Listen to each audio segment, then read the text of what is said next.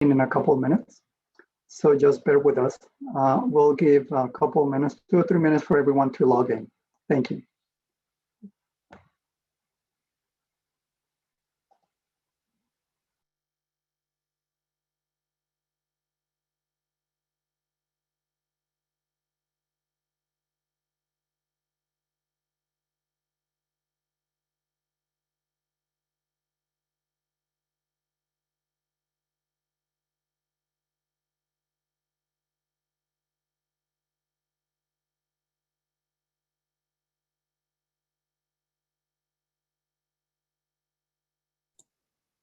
Team, I'm going to bring over Hassan.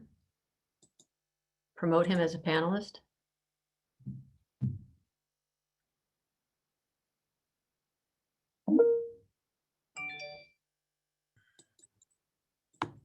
Good morning, Lisa, Cheryl. Can you hear me? Yes, good morning, Hassan. We can hear you. Can you see me? Not yet. Okay, now. There we go. Yep, perfect. Right, thank you. Yeah, perfect. We can hear you and see you. Good morning, Jose. How are you, sir? Pretty good. Thank you, Hassan. We're going to start the meeting in a minute. Just bear with us. So, Gustavo, good morning, sir. thank you. Good morning, Hassan. How are you? Okay. And Jose, just for Hassan's benefit, I think that, did you say that Jorge Girales was not going to be here and that Carlos Lopez is speaking for him? Yes, Carlos Lopez is speaking for him. Okay. Hassan, I just wanted you to be sure that you saw that in case it impacted any of your statements. Who's speaking for him, Carlos? Carlos Yeah, Lopez. Carlos Lopez. Okay. Thank you. Thank you. Cheryl, how do you spell his last name? L-O-P-E-Z. Lopez. Okay, thank you. Yes. Okay. Well, good morning, everyone. My name is Jose Marquez with Caltrans, and alongside Carlos Lopez with SIDURT, I serve as co-manager for the 2021 California-Baja California Border Master Plan, also called BMP as an abbreviation. It's a pleasure and honor to host you today in this joint meeting of the Policy Advisory Committee, or PAC, and Technical Working Group, or TWG, for the BMP. I hope that you and your loved ones are safe during these extraordinary times. We appreciate your dedication to this effort. We hope that technology works with us. We ask you to please be patient and pay close attention to the meeting instructions. Next slide, please. Carlos, with our interpreter team, will review some tips about translation for this meeting. Carlos.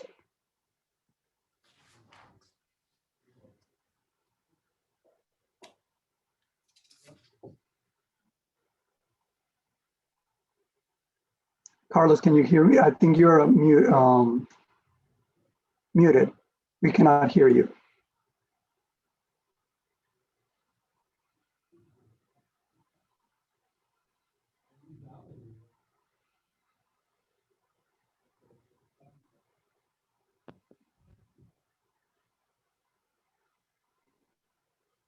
Can we see if Carlos having any technical difficulties?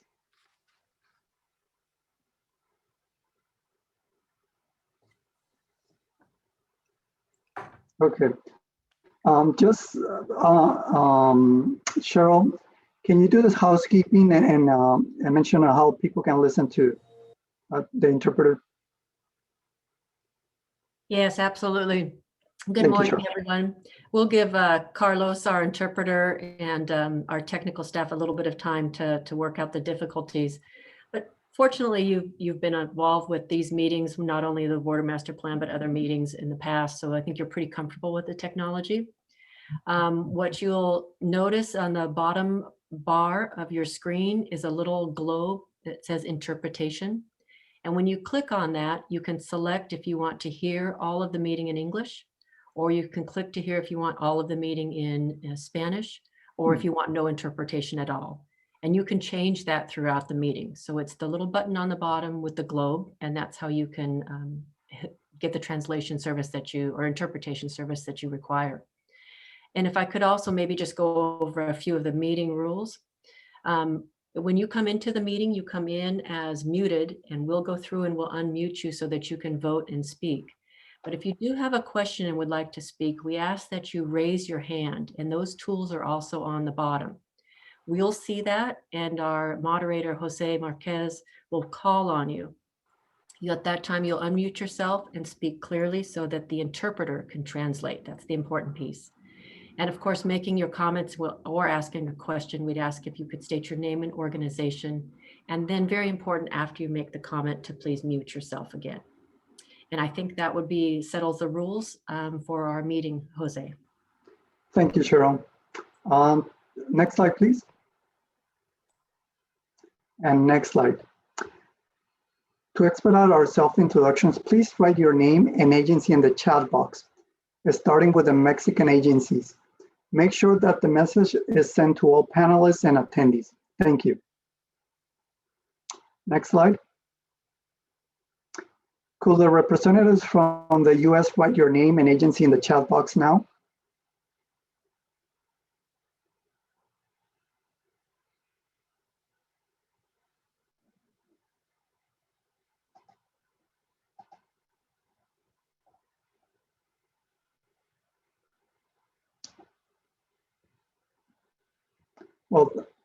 Well, thank you.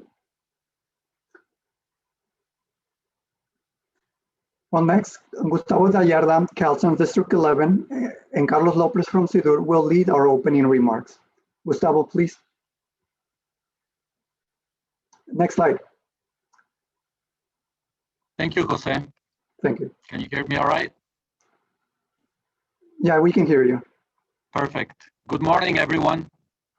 It's a pleasure to host you today for the presentation of the California-Baja California 2021 Border Master Plan update.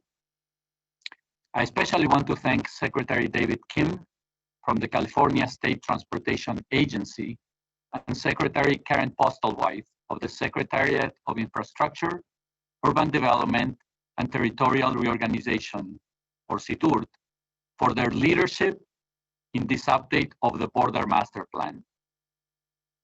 Joining us today, I also want to thank Caltrans Director Toxo Mishakin, Ambassador Carlos Gonzalez Gutierrez, the Consul General of Mexico in San Diego, Executive Director Hassan Ikrata from the San Diego Association of Governments, and Mark Baza, the Executive Director for the Imperial County Transportation Commission.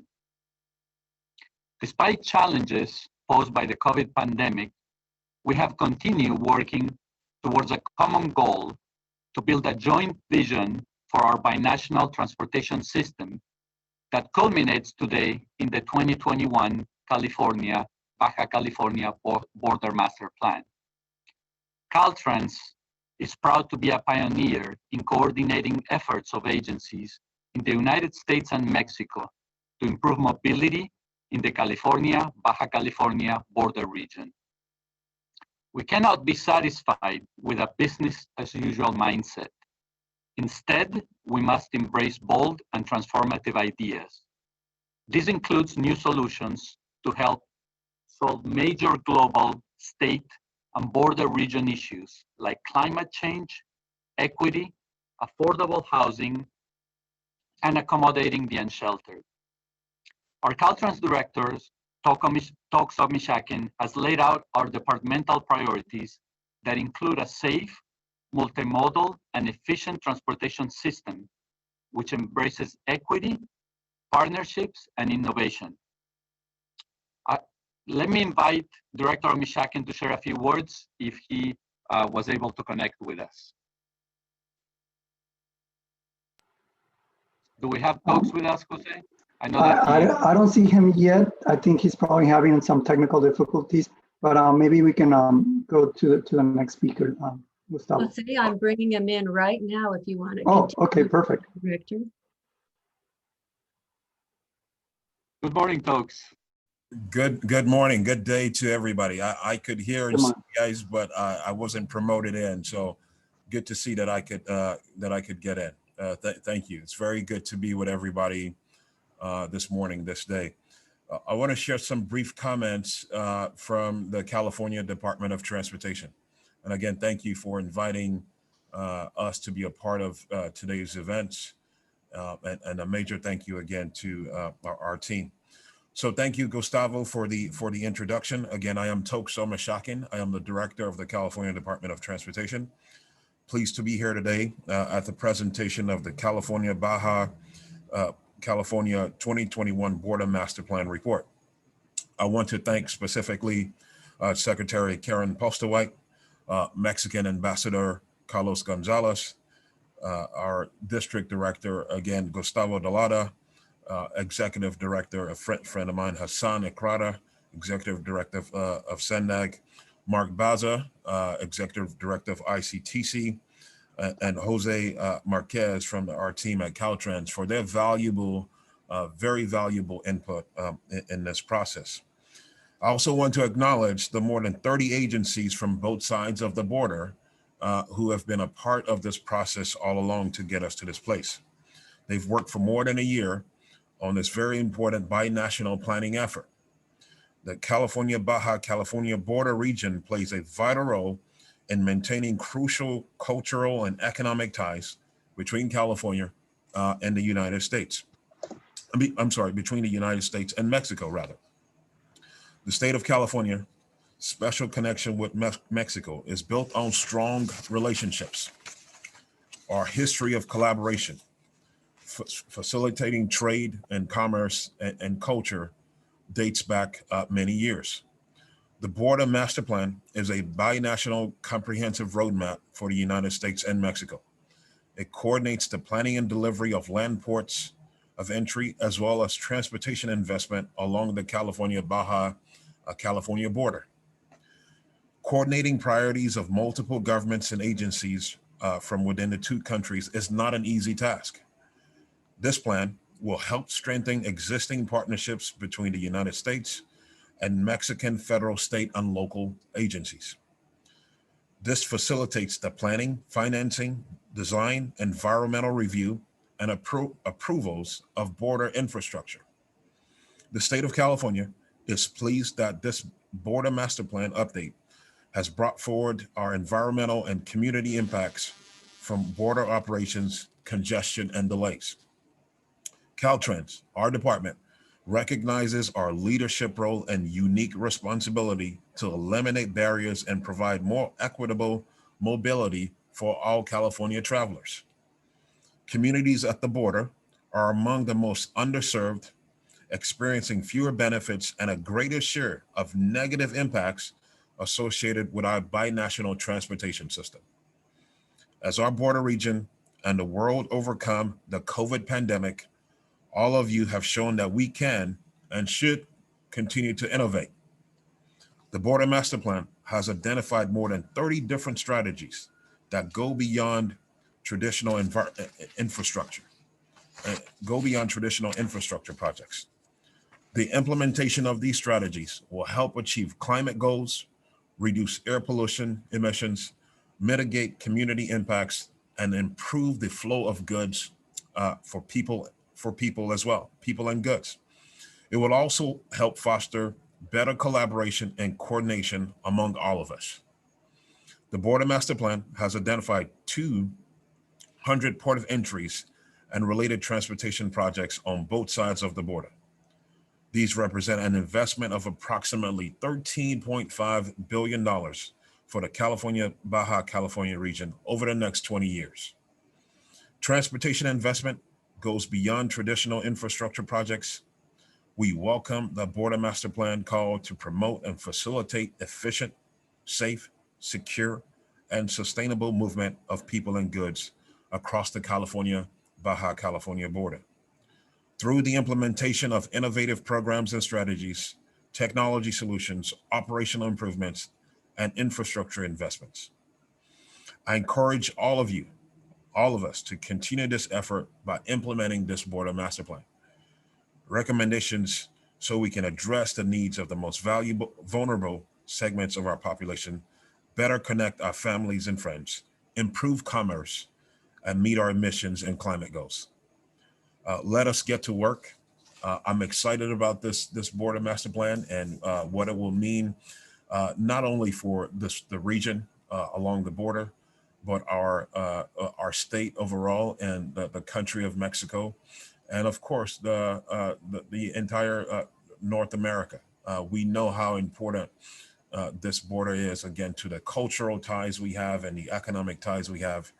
But let's keep in mind the safety challenges we face, the issues of equity that we need to be paying attention to, and of course as well the issues related to sustainability as we implement this master plan and move forward in our growing partnership. So thank you for inviting the California Department of Transportation again to be a part of this this great event this morning. Honored to be here. Thanks a lot. Back to you. Thank you, Director Omishakin. With that, I would like now to invite Mr. Carlos Lopez from SIDURT to address the group. Muy buenos días. Es un placer estar con todos ustedes en la presentación del Plan Maestro California-Baja California 2021. Queremos agradecer a Gustavo Gallarda, director de Distrito Caltrans, a Tox Omishakin, director de Caltrans, a Hassan Ikrata, director ejecutivo de SANDAG, a nuestro cónsul general de México en San Diego, Carlos González Gutiérrez, y a todo el equipo de trabajo por su invaluable esfuerzo en la actualización de tan importante documento binacional que une la vida de Baja California y California. A continuación, me permito pasar la palabra a la Secretaria de Infraestructura, Desarrollo Urbano y Reordenación Territorial del Gobierno del Estado de Baja California, la arquitecta Karen Postlewhite Montijo. Adelante, arquitecta. Bien, gracias, muy buenos días, tengan todos ustedes. Quiero agradecer de parte al gobierno de California, representado por el Departamento de Transporte de Caltrans, por su invitación al gobierno del estado de Baja California y a través de la Secretaría que represento para participar en estos trabajos de actualización del Plan Maestro Fronterizo 2021. Reciban un cordial saludo de parte del ingeniero Jaime Bonilla Valdés, gobernador del estado de Baja California, que ha dado puntual seguimiento mediante gestiones ante el gobierno federal para hacer que los cruces fronterizos sean más eficientes y ágiles, promoviendo la modernización de los ya existentes y la construcción de un tan importante proyecto que traemos en manos en conjunto con ustedes, que es el proyecto del nuevo puerto fronterizo Otay 2. Aprovecho la oportunidad para hacer de su conocimiento que dando seguimiento a ese proyecto binacional y ser un proyecto prioritario, no solo para la administración estatal, sino para las comunidades de ambos países, que el proyecto ha avanzado. El fallo de la gerencia de proyecto fue ganado por la empresa Cali Mayor el 12 de enero del 2021. Se llevó a cabo la reunión virtual de coordinación para el seguimiento del proyecto con SIDURT, Secretaría de Comunicaciones y Transportes y Cali Mayor. Otro avance es la adquisición del derecho de vía que se encuentra en proceso a través de la Dirección de Derechos de Vía de la Secretaría de Comunicaciones y Transportes para liberar ese derecho de vía a finales de este mismo año. El estudio costo-beneficio se encuentra terminado. La Secretaría de Comunicaciones y Transportes solicitó a Semarnat la exención del manifiesto de impacto ambiental por tratarse de un sitio ya impactado. La Secretaría de Comunicaciones y Transportes cuenta ya con el estudio de tránsito. Caltrans y SANDAG contrataron el estudio de grado de inversión para el proyecto, el cual quedará terminado a finales de este mismo año. SAT financiará la construcción del cruce fronterizo con un costo aproximado de 3.300 millones de pesos. Esto se traduce en 2.000 millones de pesos para el acceso vial, la intersección con el Boulevard Las Torres y el desnivel, y 500 millones de pesos para edificios, 800 millones para la adquisición del derecho de vía de 31 hectáreas. La Secretaría de Comunicaciones y Transportes llevará a cabo una licitación pública internacional a fin de tener un concesionario. El proyecto ejecutivo de la vialidad ya comentada estará listo a finales de este mismo mes, febrero del 2021. Y la programación de la obra se tiene para iniciar en septiembre del 2022, para terminar puntualmente en septiembre del 2024. Por mi parte, quiero reconocer que cada uno de los que ha participado actualmente en este instrumento de planeación regional transfronteriza, denominado Plan Maestro Fronterizo 2021, estamos convencidos que este proyecto, este documento, será la base y la priorización de proyectos y acciones encaminadas a mejorar y consolidar la movilidad en todos sus aspectos: peatonales, ciclistas, vehículos ligeros, transporte de pasajeros, de carga, con los escenarios a corto, mediano y largo plazo. Estamos conscientes también de la importancia que representa este plan para ambas naciones y que será reflejada en un gran número de beneficios sociales para ambos países. Por último, quiero comentarles que estamos en la mejor disposición para llevar a cabo la implementación y seguimiento de este Plan Maestro Fronterizo 2021. La coordinación entre el Estado, la Federación, los municipios, las diferentes agencias de los ambos lados de la frontera han sido exitosos y van a seguirlo siendo. Muchas gracias y les deseo mucho éxito. A continuación, pasaremos la palabra a uno de los actores principales del lado mexicano en la ejecución de este Border Master Plan. Estamos hablando de la Secretaría de Relaciones Exteriores, que en representación con el Cónsul General de México en San Diego, Carlos González Gutiérrez, les va a participar unas palabras. Adelante, cónsul, bienvenido. Muchísimas gracias, Carlos, tocayo, gracias por la oportunidad que me das. Si me permiten, quisiera comenzar saludando al director de Caltrans, Mr. Tox Omishakin. Nice to see you, sir.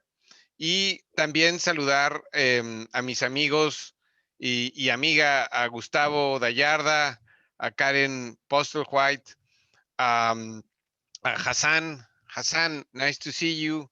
A José Márquez, a Mark Baza, en fin, a todos ustedes, un saludo de parte de la Cancillería, de la Secretaría de Relaciones Exteriores.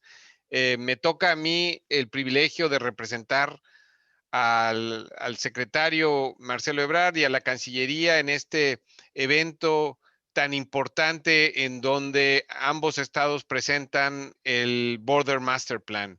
Quiero agradecer al Departamento de Transporte de California, a Caltrans, a la Secretaría de Infraestructura, Desarrollo Urbano y Reordenación Territorial de Baja California, SIDURT, por encabezar, por haber liderado por todos estos meses este esfuerzo interinstitucional que involucra agencias de ambos países para elaborar el Plan Maestro Fronterizo California-Baja California 2021.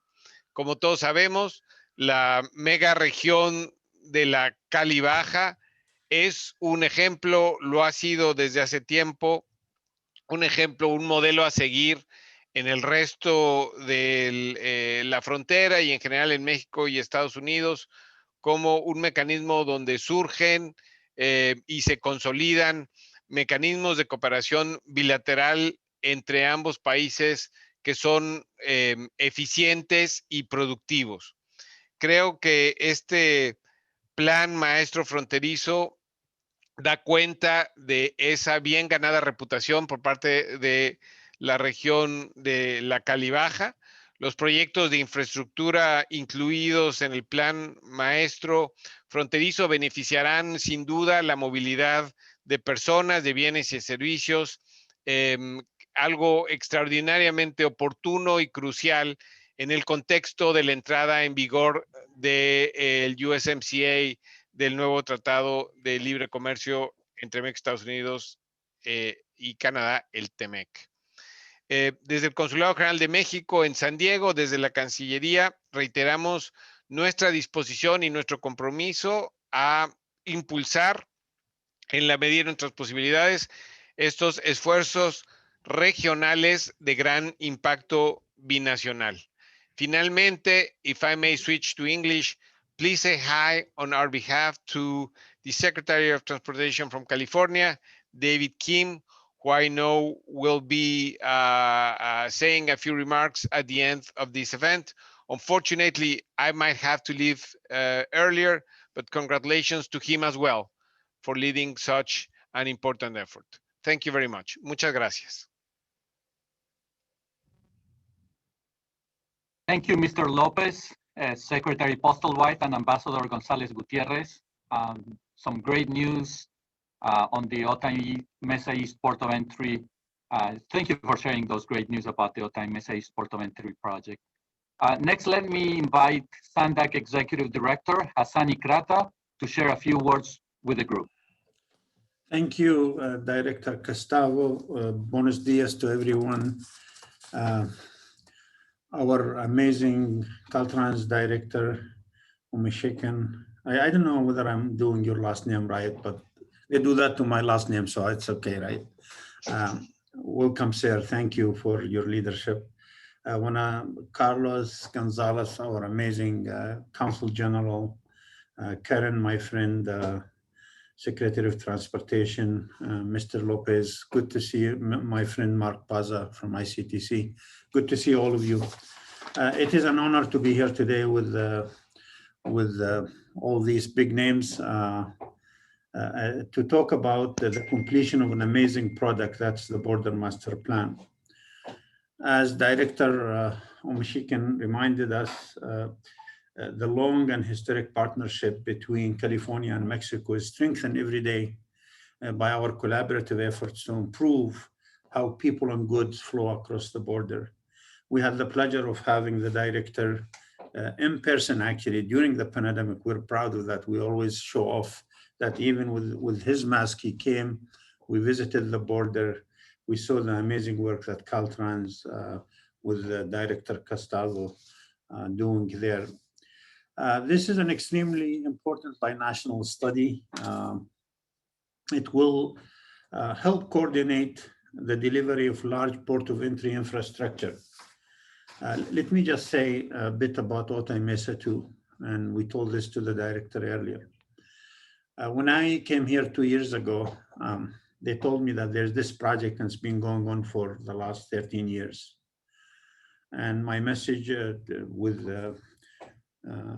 Corey, Ben, and Gustavo at that time to our staff, where if this doesn't move in the next 2 years, that means we're just gonna stop. And I'm happy to report after 3 trips to Mexico City, working with Karen and the Consul General, I think we made headways. And right now, we have actually a desire to start construction of the facility in a year and opening of the facility in September of 24.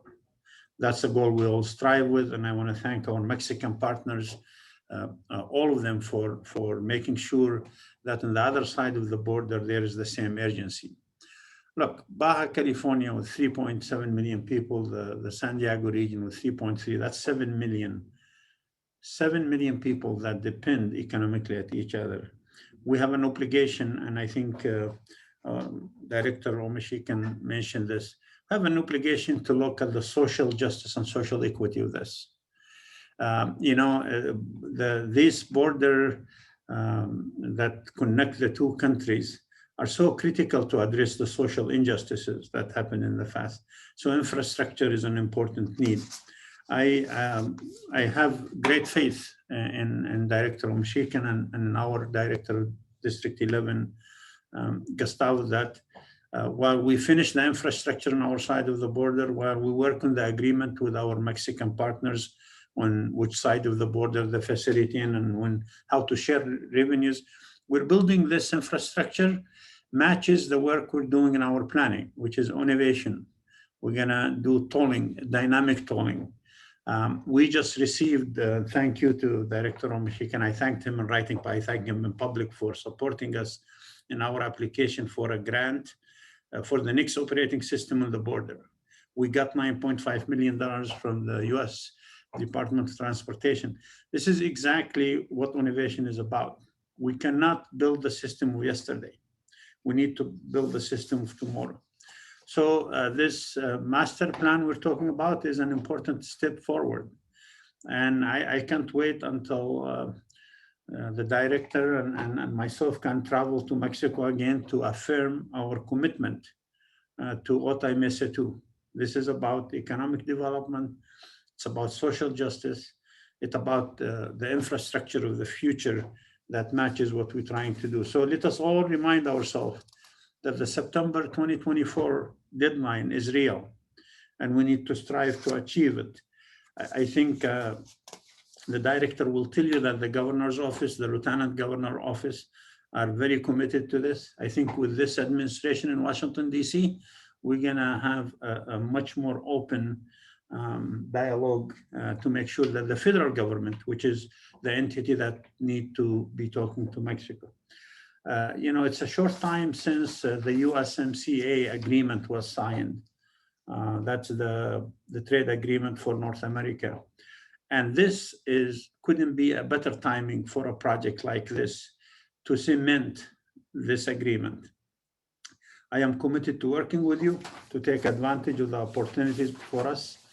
Mexico is a strategic ally for global competitiveness, given that California ranked the 5th largest economy in the world. The trade with Mexico become a prime when it comes to doing this. We want people to cross and goods to cross and people to work, live, play safely. And we need to bring opportunities to a region that didn't have opportunities in the past. So let us work together to do this. I'm honored to be in the presence of all of you. And now, my friend Gustavo, back to you. Thank you, Hassan, for your remarks. I'm glad to see good news on both sides of the border. Thank you for sharing the good news about the Otay Mesa East Port of Entry as well. SANDAG is a valuable partner, and I look forward to continue working with you, delivering regional projects. Next, let me ask Imperial County Transportation Commission Executive Director, Mark Baza, to speak. Mark? Thank you, Gustavo. I will first start by saying thank you, Gustavo, for your daily partnership here in Imperial and for District 11. The partnership is as strong as it's ever been, and I greatly appreciate you and Tokes, your leadership from the state is greatly appreciated. The state of Baja California has been a great partner throughout the years, and most recently with Director or Secretary Russell Waite, and a longtime friend and colleague, Carlos Lopez, that we've transitioned through many administrations, but to have a footprint for what our future looks like. And we've been doing this long enough to see the developments across the entire border from San Diego, San Isidro to our border and borders in Imperial County with Mexicali. The partnership that we have together with SANDAG and it's really been tremendous as the border master plan has led us to create a footprint for what our future is, and for agencies like SANDAG and ICTC, these projects become a part of our long-range regional transportation plan, and so it is very valuable. What is so much more valuable is that it is a plan that is we have consensus with our Mexican partners, whether it's at the state of Baja California or the federal government, and even our own federal government with Customs and Border Protection and the General Services Administration, that we all have consensus about what the improvements are necessary across our border. And so that is the great value of this border master plan. As one of the previous speakers said, California and Baja California has been a leader in cross-border planning since we did the first border master plan in 2008 and subsequent one in 2014, and now this new update here today. And it's just shows the cooperation that we have across our California-Baja California border, and I have been proud to be a part of it for so many years. And I would just highlight one of the signature projects for us that we're just getting ready to award a contract for the Calexico East Mexicali Dos bridge over the All-American Canal. We're widening it to 4 lanes to add 2 more truck lanes and 2 more auto lanes. And if all goes well, we'll be making a formal award with the consultant that we've selected to move forward in March. And so with that award, we will begin the design and construction process together. And so that project has been something that's been in the works for some time with the state of Baja California and previous administrations of the Mexican federal government, and now as we move forward with the new administrations for both agencies of Mexico. And so I look forward to completing that project. We should be completed in 2022. And so I'm honored to be a part of this group and to be a part of the plan of completing this plan. Thank you, Director Delardo. Thank you, Mark, for highlighting the importance of the border master plan, as well as sharing the good news about Calexico East Port of Entry project. Now it's time to get down to business. So I'm going to ask Jose Marquez to take over the microphone and continue with the rest of the agenda. Jose? Thank you, Gustavo, and thank you, all of you. Can we go to the next slide, please? Thank you. We have 3 main topics to discuss today. First, Carlos Lopez from SIDURT will read our joint PAC and technical working group meeting agreements from October 20 and our technical working group meeting agreements from January 7. Votes will be held to approve these 2 sets of agreements. Next, we will have a presentation of the final California-Baja California 2021 Border Master Plan report. And this will be followed by a Border Master Plan story map presentation. And finally, we will hear some closing remarks by Secretary David Kim from the California State Transportation Agency. Also want to remind everyone that we shall not break for lunch during this meeting. If you need to take a break, please feel free to do so at your convenience. Next slide, please. In the next item on our agenda, Carlos Lopez from SIDURT will review the draft summary agreement from our last joint meeting held on October 20th, and our previous technical working group meeting agreements from January 7th. These meeting agreements are included in item numbers 2 in your agenda package. As a reminder, to expedite the approval process, we shall not be requesting an approval motion and a second motion from any member throughout the meeting today. First, Carlos, can you please read the agreement from our last joint meeting held on October 20th? Next slide, please. Con mucho gusto. No sin antes agradecer a Mark Baza por sus bonitas palabras de reconocimiento a nuestra secretaria Karen y a un servidor. Gracias, Mark. A continuación, leeré los acuerdos de la reunión conjunta del Comité Asesor de Políticas y del Grupo de Trabajo Técnico celebrada en octubre, el 20 de octubre del 2020. Primer acuerdo. Se aprobaron los acuerdos de la reunión del PAC del 30 de junio del 2020. Segundo, se aprobó la agrupación de estrategias innovadoras de mejora de fronteras y se seleccionaron las siguientes 3 opciones para el desarrollo del libro blanco. Primera opción, movimiento de personas. Se seleccionó la opción número 1, senderos inteligentes y mejoras para peatones. Segunda, movimiento de mercancías. Se seleccionó la opción número 1 también, procesamiento unificado de carga, inspección no intrusiva y sistema de citas con área de espera. Colaboración y coordinación. Se seleccionó la opción 1, gestión de la red fronteriza regional binacional. Todas las agencias participantes acordaron enviar su propuesta del puerto de entrada y los proyectos de infraestructura de transporte a través del portal de datos del Border Master Plan antes del 6 de noviembre del 2020. Caltrans y SIDURT solicitan que el PAC y el TWG aprueben los acuerdos de la reunión conjunta PAC-TWG celebrada el 20 de octubre del 2020. José, te paso la palabra para la votación, por favor. Muchas gracias, Carlos. Are there any questions or observations for Carlos?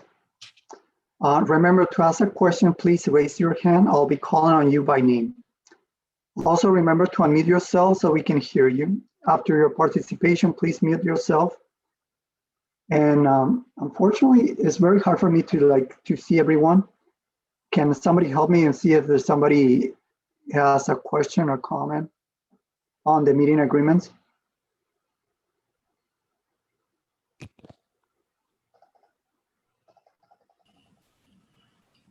I don't see any hands at this point, Jose. I think there's one with Turnos Presidencia. That'll log in as Turnos Presidencia. Do you want to make your question or comment? And please unmute yourself. Y muchas gracias. No sé si me escuchan. Sí. Muchas gracias. Muy buenas tardes. Mauricio Márquez, presidente del Instituto de Administración y Avalúo de Bienes Nacionales. Mi participación realmente es muy sencilla. Felicitar a las casi 40 agencias, tanto de Estados Unidos y de México, que hoy nos están presentando estos resultados. Decirles que los conozco con detalle, así me lo han reportado mis compañeros.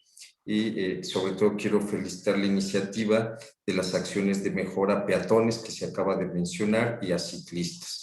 Y refrendar el compromiso que tiene México, la institución que represento, y el gobierno nacional. Ya escuché la intervención del cónsul, así como de los demás participantes, de seguir trabajando. Qué bueno que está la estrategia de coordinar acciones en diferentes partes de la frontera.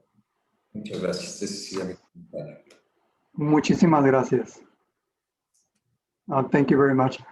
Okay, if there are no further comments on the meeting agreements, I'm calling for a vote of the PAC and Technical Working Group representatives to approve the October 20 meeting agreements. Please make sure that you unmute yourself. Can everyone unmute yourself? Well, the Technical Working Group and the PAC representatives, so you can vote.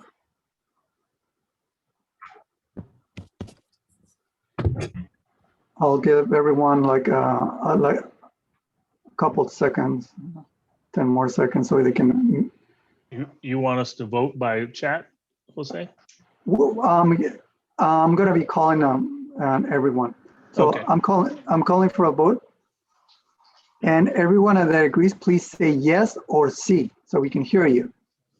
Yes. Yes. Yes. Yes. Yes. Yes. Sí. Yes. Sí. Okay. Yes. Sí. Yes. Okay. Everyone that opposes this motion, please say no.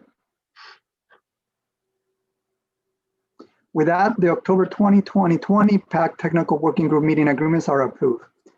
Carlos, can you go please read the meeting agreements from the technical working group meeting from January 7th? Next slide, please. Gracias, Carlos. A continuación, daré lectura a los acuerdos de la reunión del Grupo de Trabajo Técnico celebrada el 7 de enero del 2021. Primer acuerdo. Se aprobó los acuerdos de la reunión del TWG del 8 de diciembre del 2020. Segundo acuerdo.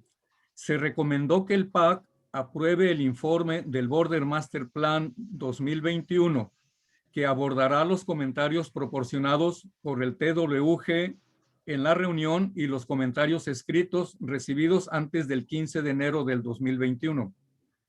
Tercer acuerdo. Se acordó proporcionar comentarios por escrito sobre el borrador del informe del Border Master Plan California-Baja California 2021 a Caltrans, SIDURT y SANDAG antes del 15 de enero del 2021. Cuarto acuerdo. Se acordó revisar los agradecimientos en el informe del Border Master Plan y revisar las listas de contactos del PAC y del TWG que se enviaron por correo electrónico por separado y notificar a la Oficina de Servicios de SANDAG de cualquier edición o corrección. Quinto acuerdo. Los proyectos de transporte se agruparon bajo el puerto de entrada principalmente atendido y se enumeran en tablas y se muestran en mapas. Ese es en el capítulo 6 del informe preliminar. El TWG acordó revisar la alineación de estos proyectos en los mapas y notificar a la Oficina de Servicios de cualquier ajuste antes del 15 de enero del 2021. Sexto acuerdo. Se acordó compartir información sobre posibles fuentes de financiamiento, especialmente fuentes en México, que podrían respaldar un proceso del Border Master Plan continuo y sostenible, así como el financiamiento para proyectos de infraestructura, que vienen en el capítulo 7 en el informe preliminar. Compartir esta información con SIDURT, Caltrans y SANDAG antes del 15 de enero del 2021.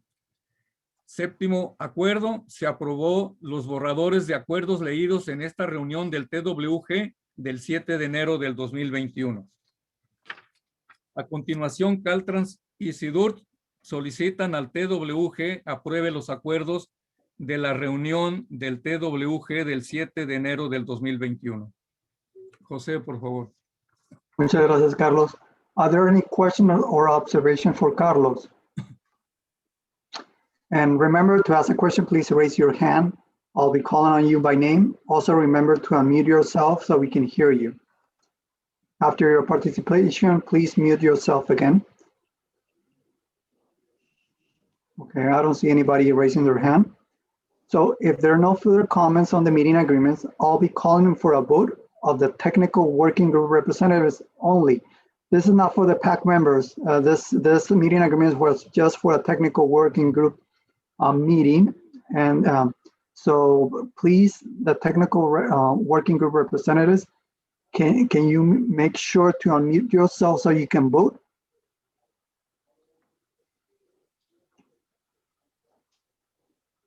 Yes. Okay, so everyone that agrees, please say yes or sí. Yes. Yes. Yes. Sí. Yes. Sí.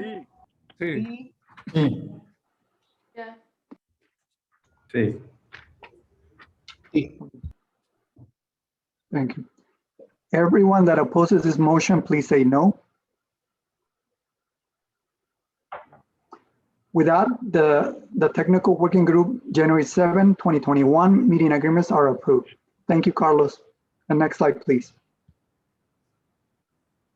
Well, we're elated today. After more than 1 year of hard work, the California-Baja California 2021 Border Master Plan report is being released for your approval.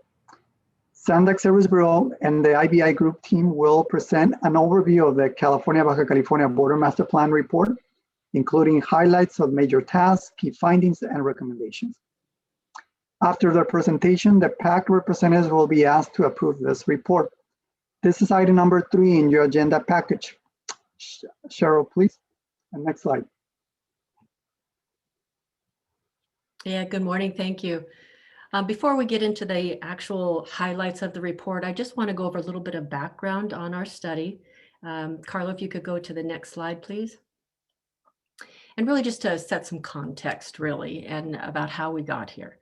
It was probably a little more than 15 years ago when federal and state agencies who are responsible for ports of entry and the transportation projects related to those ports agreed that some sort of border master planning process was needed. The US-Mexico Joint Working Committee is the one that took the lead in the initial planning efforts and proposed binational transportation plans. And it began with the 2008 Border Master Plan as a pilot project for California-Baja California. The framework was used by other states and adapted to meet their needs. And it resulted in plans along both states across the United States and Mexico border. And it helped fulfill Joint Working Committee's goal to create a border-wide compendium of regional master plans along the border. The 2008 plan was updated in 2014. And here we are now with the 2021 Border Master Plan, which officially began just over a year ago and brings with it a new focus on innovative strategies to improve our binational transportation system. And all three plans were managed and coordinated by Caltrans and SIDURT. Next slide, please. So here we are at our kickoff meeting. This was a year ago in January. And there's nearly 40 agencies that are participating in this process from federal, state, regional, and local levels. After this meeting, we held just one meeting of the technical working group in February, face-to-face, before we switched to this virtual platform to continue the meeting and coordinating on the plan. So it's been a learning experience for all of us, I think. But why the previous border master plans in this region took 2 years or longer, this one was completed in 14 months, and it was an aggressive schedule. It included 9 formal meetings of either the technical working group or the policy committee, and several ad hoc meetings as well to work through specific tasks. And many of you volunteered for those efforts. We relied really heavily on the BMP agencies, especially the technical working group representatives, to make this come together. And as many of the opening speakers had stated, the commitment was extraordinary. So we thank you very much for that. Next slide. In the United States, there are 18 agencies participating in the effort and 2 binational agencies, which are listed on the left-hand side.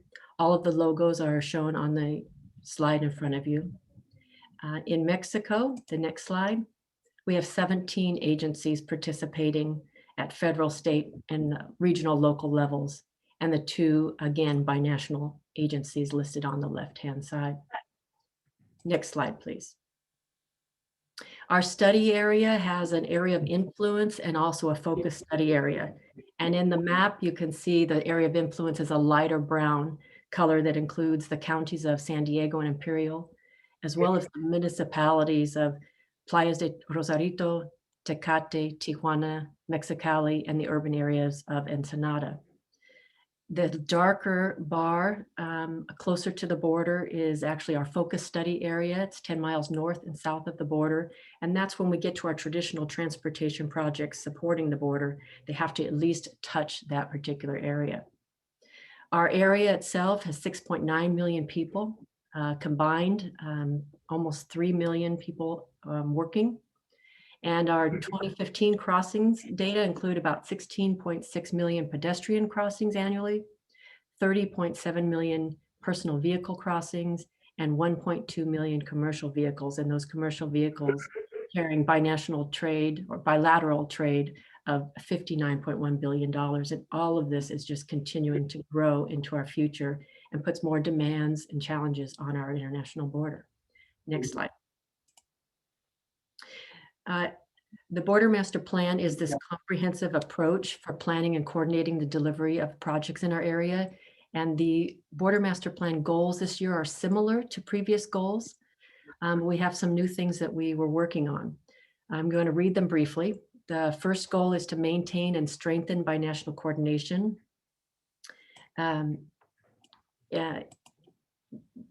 In coordination with the U.S.-Mexico Joint Working Committee and the Binational Bridges and Border Crossing Group primarily.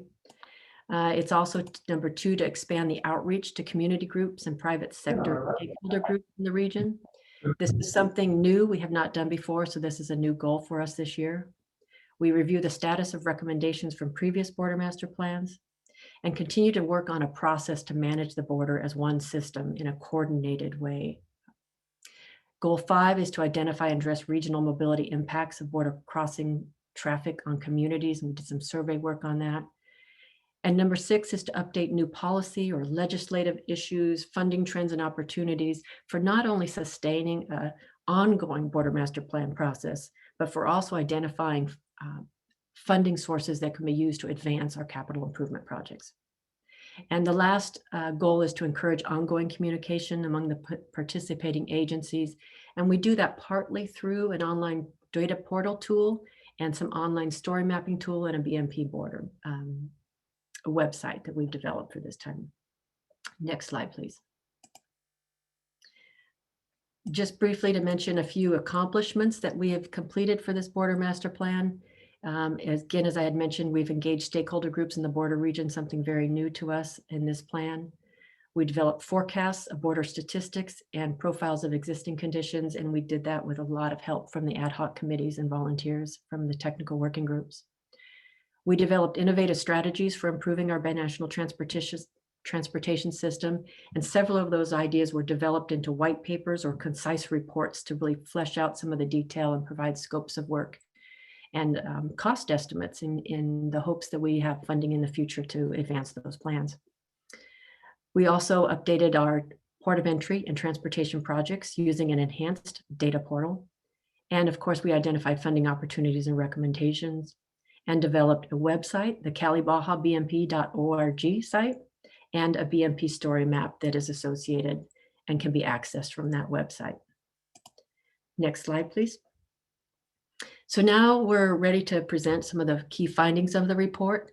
We're going to start with our stakeholder outreach, move into our strategies and white papers, talk a little bit about the traditional projects that we've been working on with our border in the border region, identify the funding opportunities, and then provide new recommendations for our border master plan. So with that, I'm going to turn that over to Debbie from the IBI group to take us through some of these next steps. Okay, thanks so much, Cheryl. Again, my name is Debbie Leung. I'm with the IBI group team, and I'll lead us through some of these results. If you have any questions, please feel free to put them in the chat. And we also have some question pauses throughout this item as well. So let's go over the stakeholder outreach summary. Next slide, please. So listed here on the slide are a couple of notable stakeholder outreach activities that many of you have been involved in for the most part in many different avenues and respects. So notably, obviously, we've had a lot of outreach to BMP agencies, and I do want to note for this particular version of the BMP, we were able to do a lot more outreach than we had in previous updates of the BMP, so that's fantastic. We also did overviews with certain binational committees. In particular, you'll see on the image here on the right, in particular, the Smart Border Coalition, IMBA and COBRO as well. Of course, we've done a lot of feedback and research and presentations with all of you here at the TWG and PAC meetings every month or so throughout the duration of the project. And the kind of the remaining activities that you see here on this list fueled a lot of the innovative strategies development. We looked at objectives, we conducted a mobility issue survey, held the stakeholder workshop, did another survey that got some feedback on the preliminary innovative strategies, as well as did a Visionaries Workshop last August. And I'll talk more about some of these results in just a little bit. That helped wrap up and really bring together the innovative strategies. Next slide. Okay, so this is just a preview or I guess a review again of the objectives for the innovative strategies. These were developed back in May and June. These were approved at the June joint meeting. And just to give you a review, you've seen this many times. And of course, it's in the report as well. Next slide. Some of you may remember this slide as well. This was the results of the mobility issue survey. We asked for all of you to provide some input on some of the issues at the various border crossings in a couple of different areas. So safety, wait times, access, operations, information, and amenities. To just give you a quick highlight of some of these issues that came up as a review in regards to safety, lighting, wayfinding, accessibility were top concerns, and these are all the top concerns.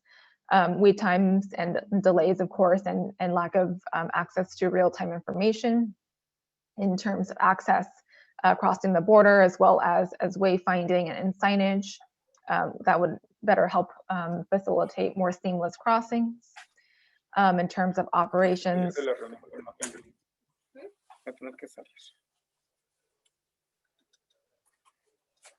Are we okay to continue? We're okay. Carlos, can everyone mute themselves, please? Make sure you're muted. Thank you. Thank you, everybody. So in terms of operation highlights, being able to have certain signage to help facilitate on certain like lane changes and lane signage changes for people that are crossing the border. In terms of information, again, real-time access to information, being able to know which steps to take next and how to get from one place to another, and having that be all seamless, for example, in a particular app. And then amenities, of course, access to bathrooms as we're crossing the border, bike facilities and bike lanes, as well as bike storage and bike parking were all top issues as part of the mobility issue survey that was gathered. And we thank you again for your feedback on all of that. That was incredibly helpful to forming the innovative strategies. Next slide, please. I wanted to highlight again the Visionaries Workshop in particular. A few visionaries participated in this. It was a select group from academia, regional agencies, as well as smart and innovation-oriented stakeholders. And we had a series of activities that they participated in. It was a small focus group to help generate some wow ideas that would help wrap up the innovative strategies. And in addition to the mobility issues survey that you just saw, this particular workshop, because we had such a wide range of folks participating from different backgrounds and perspectives, it really gave the team a sense of the insights and needs of the daily crossers. And because we also had folks from both sides of the border as well, this is a great collaboration from a binational standpoint. Next slide. Okay, so that was a summary of the stakeholder outreach. Obviously, we just touched on a couple of different things, but there was obviously a lot of other outreach that was happening behind the scenes as well that we haven't highlighted in this particular overview today. I just wanted to thank everyone again for their great feedback throughout this past year or so. A lot of this feedback has been incorporated, and we're really proud to have it as part of the BMP final plan. So now I'll go into the innovative strategies. Next slide. And again, this is just a review, just saying that, again, the objectives that were approved last June, they help to guide and develop the innovative strategies. Next slide. Just to give you another, I guess, bird's eye view of the strategy refinement process for the innovative strategies. Again, we just looked at the stakeholder summary, so all the stakeholder and outreach inputs, those, and this is again an overlying view, and those were gathered and helped foster and create a master list of strategies from multiple sources. And some of the sources also include various inputs from subject matter experts, from various binational agencies as well, and a couple of other sources. So we brought all that together. We had a giant list of strategies. It seemed to fall out best into 3 categories. So we ended up parsing them out into 3 categories: people movement, goods movement, and collaboration and coordination strategies. And within those, we wanted to clean those up. So that was further refined into some of the similar strategies or overlapping strategies were combined without trying to lose that detail, combined into refined strategies in each of those categories as well. And again, this is approved in the October, the final innovative strategies, I should say, the grouping was approved at the October meeting of this group. Next slide. Okay, and this may look familiar as well. This is just the border vision for the region. And we had a little mini vision for each of the categories as well, and we'll go into those in just a second. Next slide. So the people movements category, innovative strategies, they look to promote and facilitate, obviously, the efficient, safe, and secure, as well as sustainable movement of people across the border. And that's intended to be done through, and these are further detailed out in the specific innovative strategies, but through innovative programs and strategies, technology solutions, operational improvements, and infrastructure investments. Next slide. So these are all of the people movement strategies. Again, these were approved formally approved at the October meeting. We had several meetings before that where we presented different versions as you're developing the innovative strategies. You'll see that we have 9 here. I won't read them through today, but just so you know, the ones in red, these are the ones that were actually at the October meeting. We presented white paper options, and the ones in red were the ones that won the vote and were further developed into white papers that we'll go over a little bit later in this item as well. So we'll hear more about enhanced priority processing for pedestrians and cyclists, as well as complementary to that, pedestrian and cyclist amenities and benefits. Next slide, please. So the goods movement innovative strategies, they hope to help improve the flow of goods across the border while promoting safe, sustainable, and efficient flows, again, using technology solutions, operational improvements, as well as infrastructure investments. Next slide. These are the goods movement strategies. Again, we have 9 here as well. Just as a quick note, the readiness is not specifically tied to a specific year. It's just noting that in terms of readiness of the technology, how if we choose to move forward with that, how short or medium term that could be implemented and highlighted as well. So again, in red, this was the selected white paper that moved forward. We'll hear more later about unified cargo processing, as well as the appointment arrival window system and staging area. And you'll see a few other strategies here as well that, again, leverage technology. They're looking at different programs in collaboration just to make sure that the crossings across the border for trucks and commercial vehicles leveraging technology are going to be more efficient in the future. Next slide. The collaboration coordination vision. This one really, in particular, this category came out of some of the thoughts and insights from the Visionaries Workshop. We realized that there wasn't quite enough emphasis and wanted to emphasize more and have some more particular strategies that correspond to the coordination collaboration piece, because we know how integral and vital that is to implementing all the different projects binationally. So this one's really focused on proactive management of the border region, kind of seeing the border as a network versus separate facilities, of course, and tying that all together with integrated traveler information, multimodal mobility management, improved resiliency, and evidence-based policy decision-making. Next slide. These are the collaboration and coordination innovative strategies. Again, there's quite a few here. I'll highlight just a few in this one. In particular, the ones that kind of came out of the Visionaries Workshop as well were the bilingual border education program, the private industry brain trust, the border region mobility model, border region studies to better understand what's going on from the different user profiles and what the exact needs are.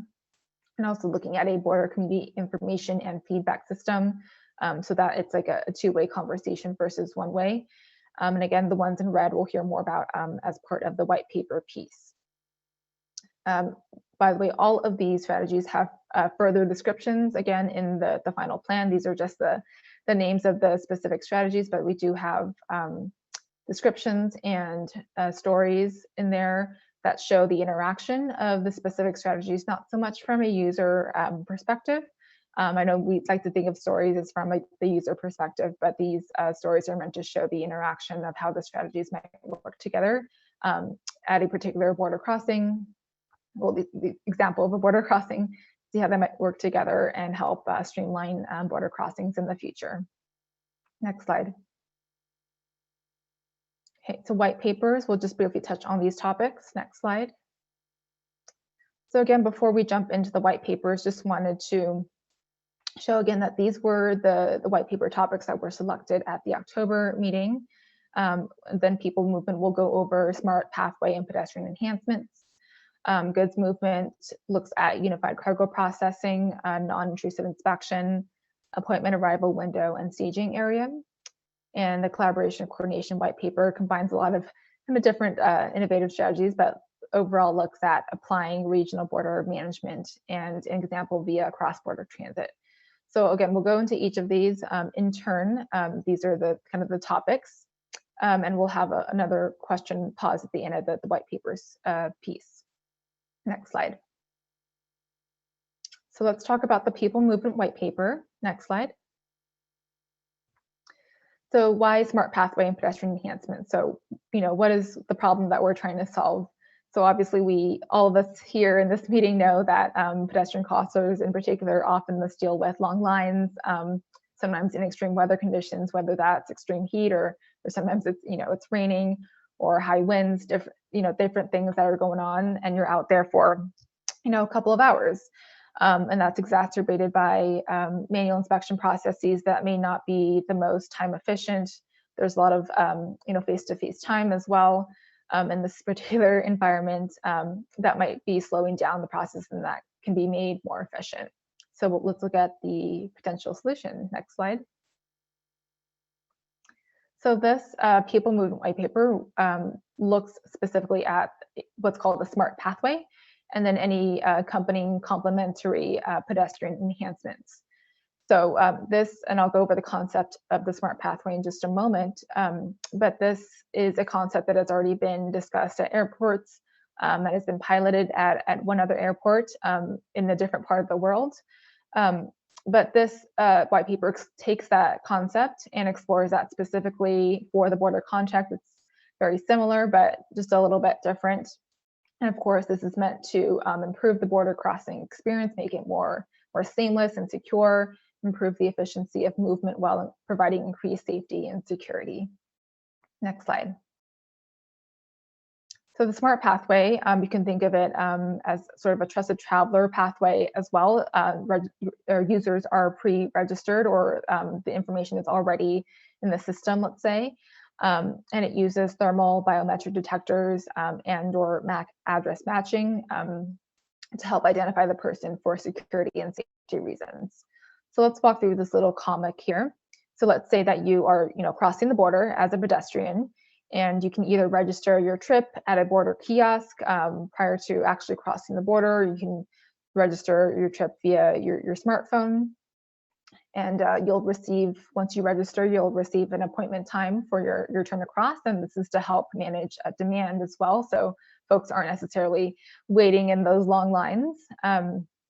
When it is your turn to cross, you start entering the smart pathway. There's not necessarily any face time or manual inspection that needs to occur because that happens automatically as you're walking through a smart pathway.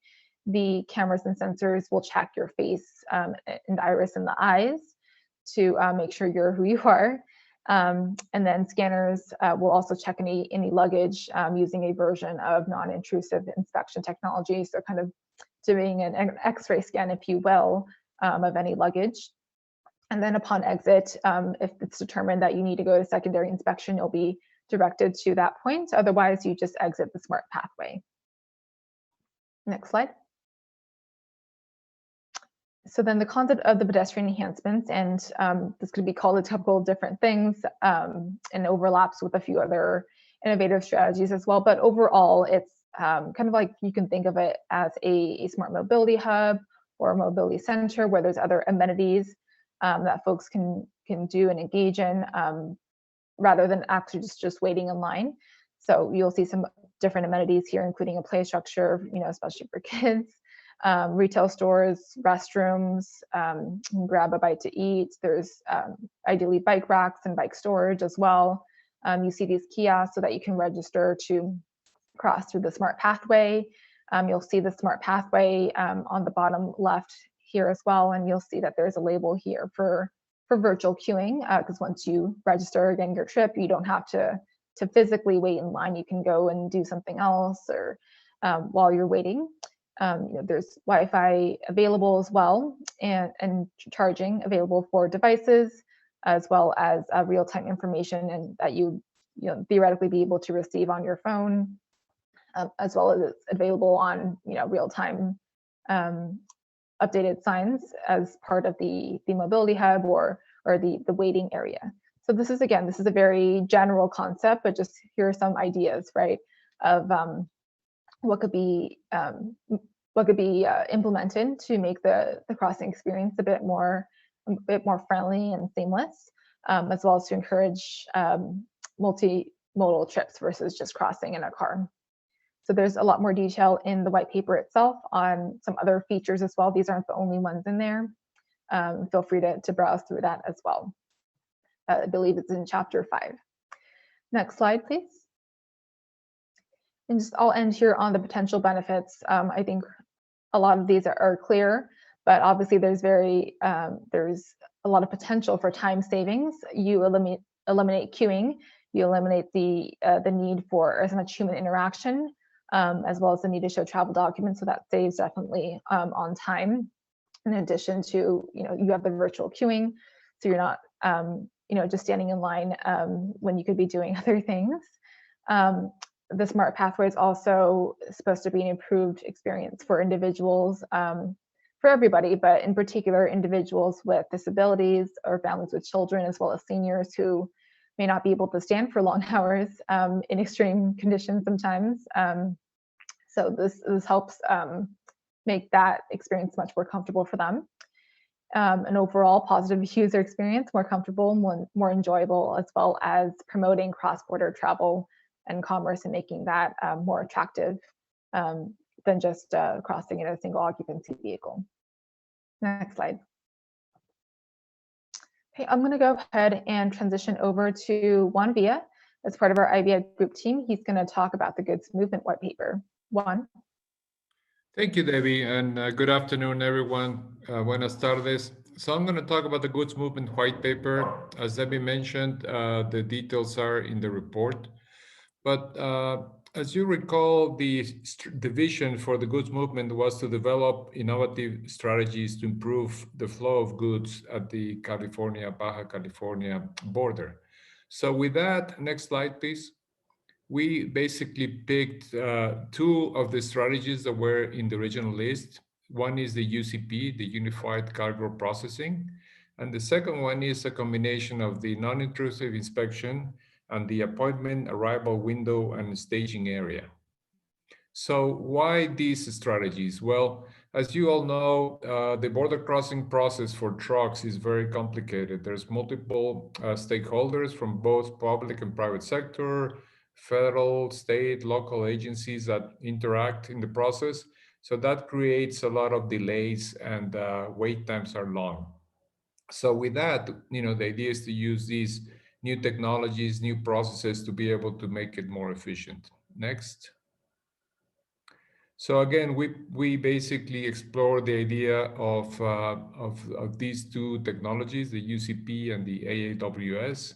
So the idea is to use the existing infrastructure as well as new infrastructure to communicate with the trade community and make the process more efficient. Make a holistic program. That means that includes all the different stakeholders. Maximize the efficiency to reduce travel time, reduce the cost and emissions, as well as improve collaboration among the different agencies. Next, please. So the UCP has been implemented throughout the US-Mexico border, and this is a joint operations between CBP, Customs and Border Protection, and SAT, Mexican Customs. And the idea of this program is to have both inspections taking place at one single location. Could be either at the US side or at the Mexican side of the border. There's different examples. So this screening takes place again in this single location, and then the agencies decide whether to send a truck for secondary inspection or not. So the savings here are that, as you know, there is inspection in Mexico and then an inspection at CBP. So this will eliminate one of those, and that basically brings a lot of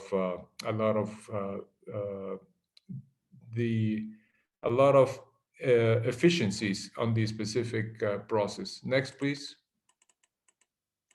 So then the AAWS, the idea is to have a waiting area where you can make a reservation and be able to cross with no delays. At the wait station, you can actually park your truck.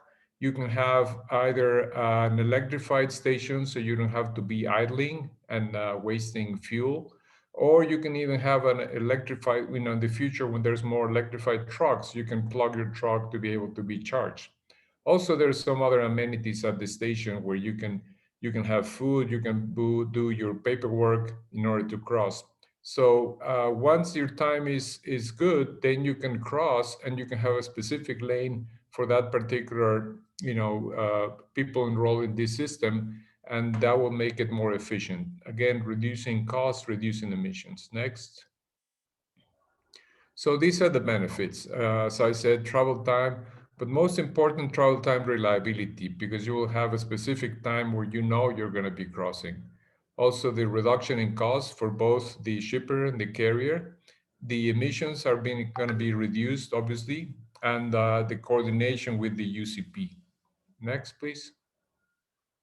So that's the goods movement paper. Again, the details are in the report, so feel free to read them. And if you have questions, we can discuss. Thank you. Thank you, Juan. This is Don Murphy with IBI Group, and I'm going to speak briefly to the coordination collaboration white paper that brings together several of the items that you heard Debbie speak on earlier. Next slide, please.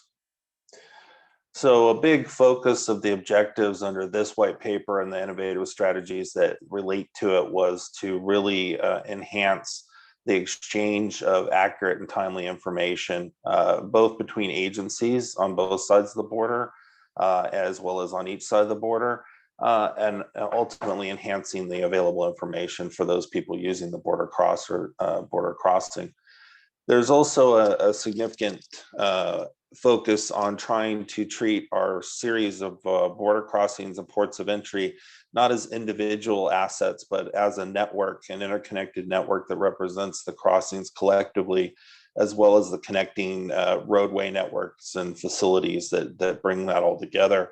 And this is really important to enhancing the resiliency of the network overall and the efficiency, and trying to bring better balance to the supply and demand. There's also several new functions we're looking to support that are innovative in terms of operations within the port of entry and the surrounding region, and also providing enhanced data for long-term analysis and operational planning. So that can feed back into future BMP process, as well as just ongoing operational reviews and policies and procedures. Next slide, please. So a lot of these concepts initiated in efforts centered around the Otay Mesa East, Mesa de Otay Dos port of entry that you'd heard some good news on earlier today.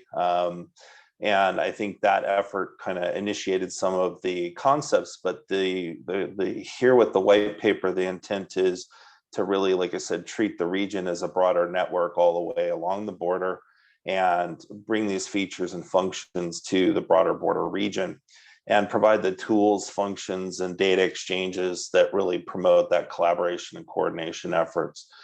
We also want to talk about a specific example that came up during the BMP effort that related to cross-border transit mobility and trying to promote alternatives to crossing in your auto, which I think, as Debbie mentioned and Cheryl mentioned, is a key objective of the BMP.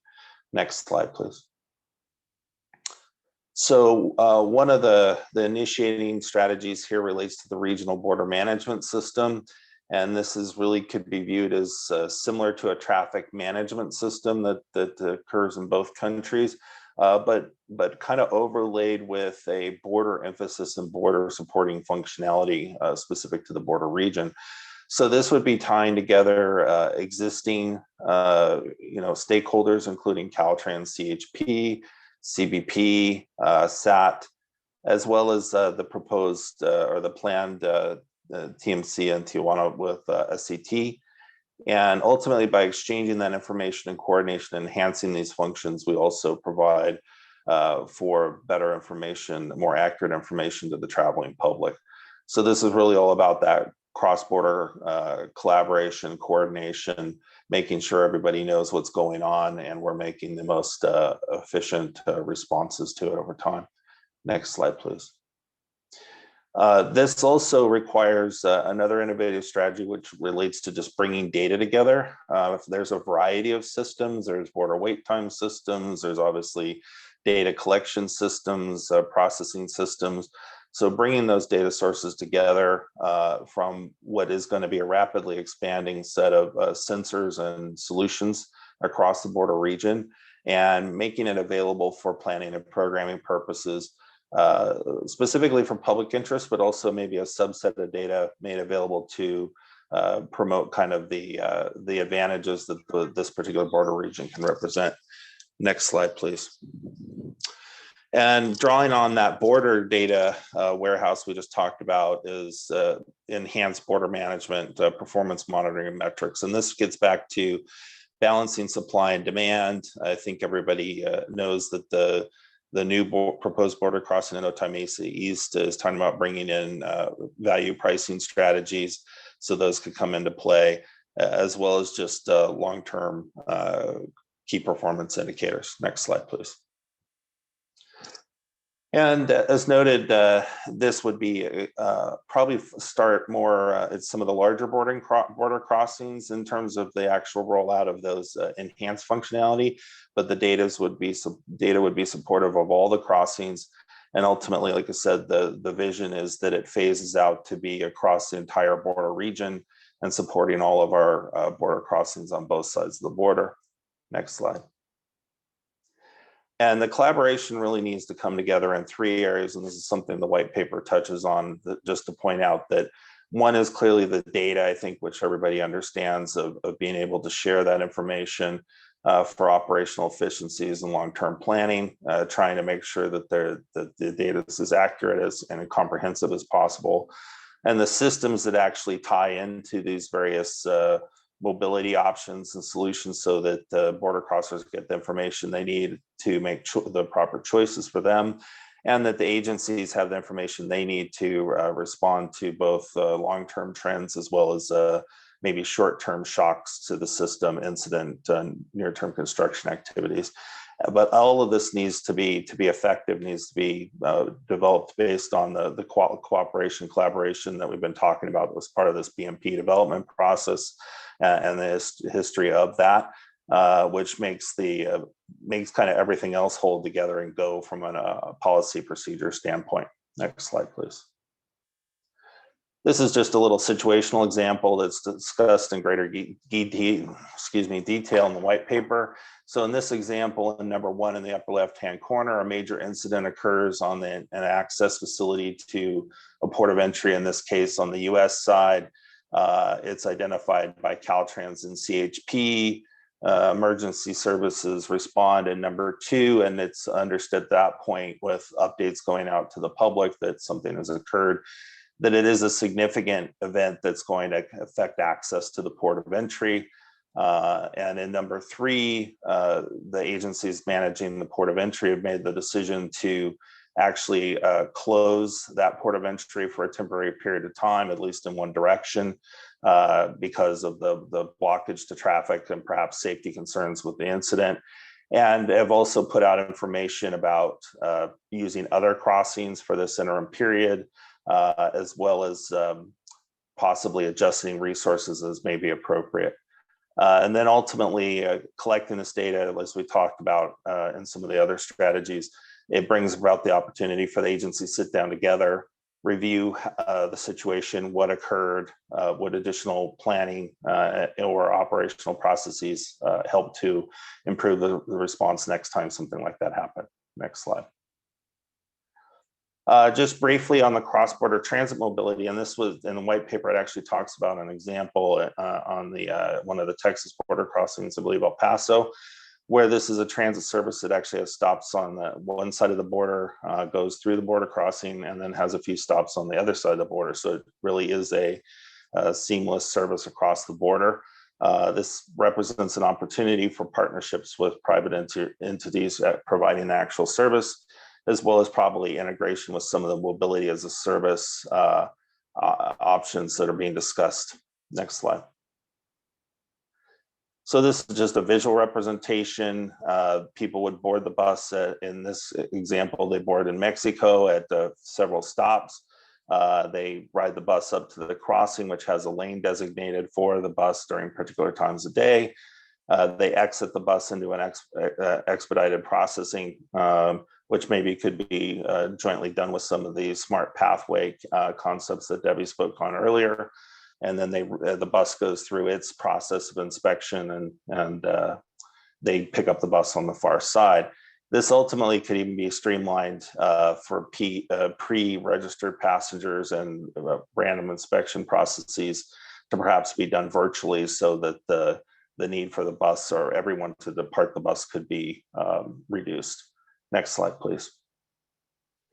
So I think the benefits are no surprise here in terms of the resiliency of our border network, the ability for everybody to work collaboratively together in an ongoing day-to-day basis, given that everybody has many different issues to deal with in terms of the agency's different missions at the border crossing, and to look at lowering overall network congestion and reducing wait times, again, balancing the supply and demand, and ultimately leading to reduced emissions and greenhouse gas. And just back to the point Debbie made earlier of improving the experience for border crossers.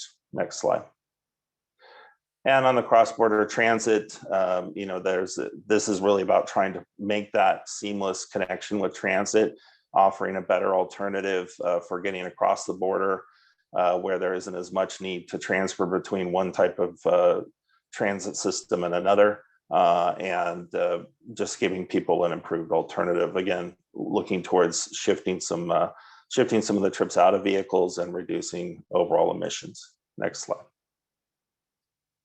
And with that, I'll turn it back to Jose to see if we have any discussion or questions. Thank you, Don. Does anybody have any questions for our consultant team? And remember, to ask a question, please raise your hand and I'll be calling on you by name. Also, remember to unmute yourself so we can hear you. And after your participation, please remember to mute yourself again. Let's see.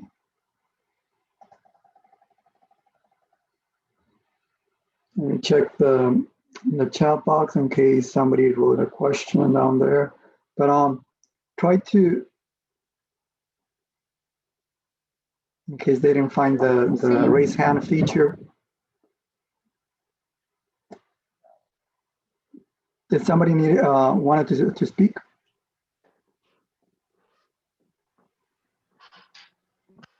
Hello? Okay, so I don't see any questions. I think Elia unmuted her mic, so I'm wondering if she wanted to say something. Okay, Elia Vasquez from EMIP. Do you have a comment or question? No. Okay, thank you. I don't think we have any questions, so let's proceed with the presentation. Next slide, please. Cheryl, thank you. Great, okay, thank you very much.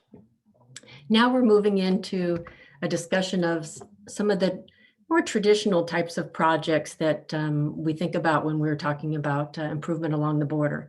This is an exercise that we've used in the last two border master plans and this one as well, where we actually work with the technical working group to submit all of the projects that are in approved plans that are either planned for short-term, medium-term, or long-term that connect to our border, help improve our ports of entry and the facilitation of traffic and movement of people and goods throughout that region.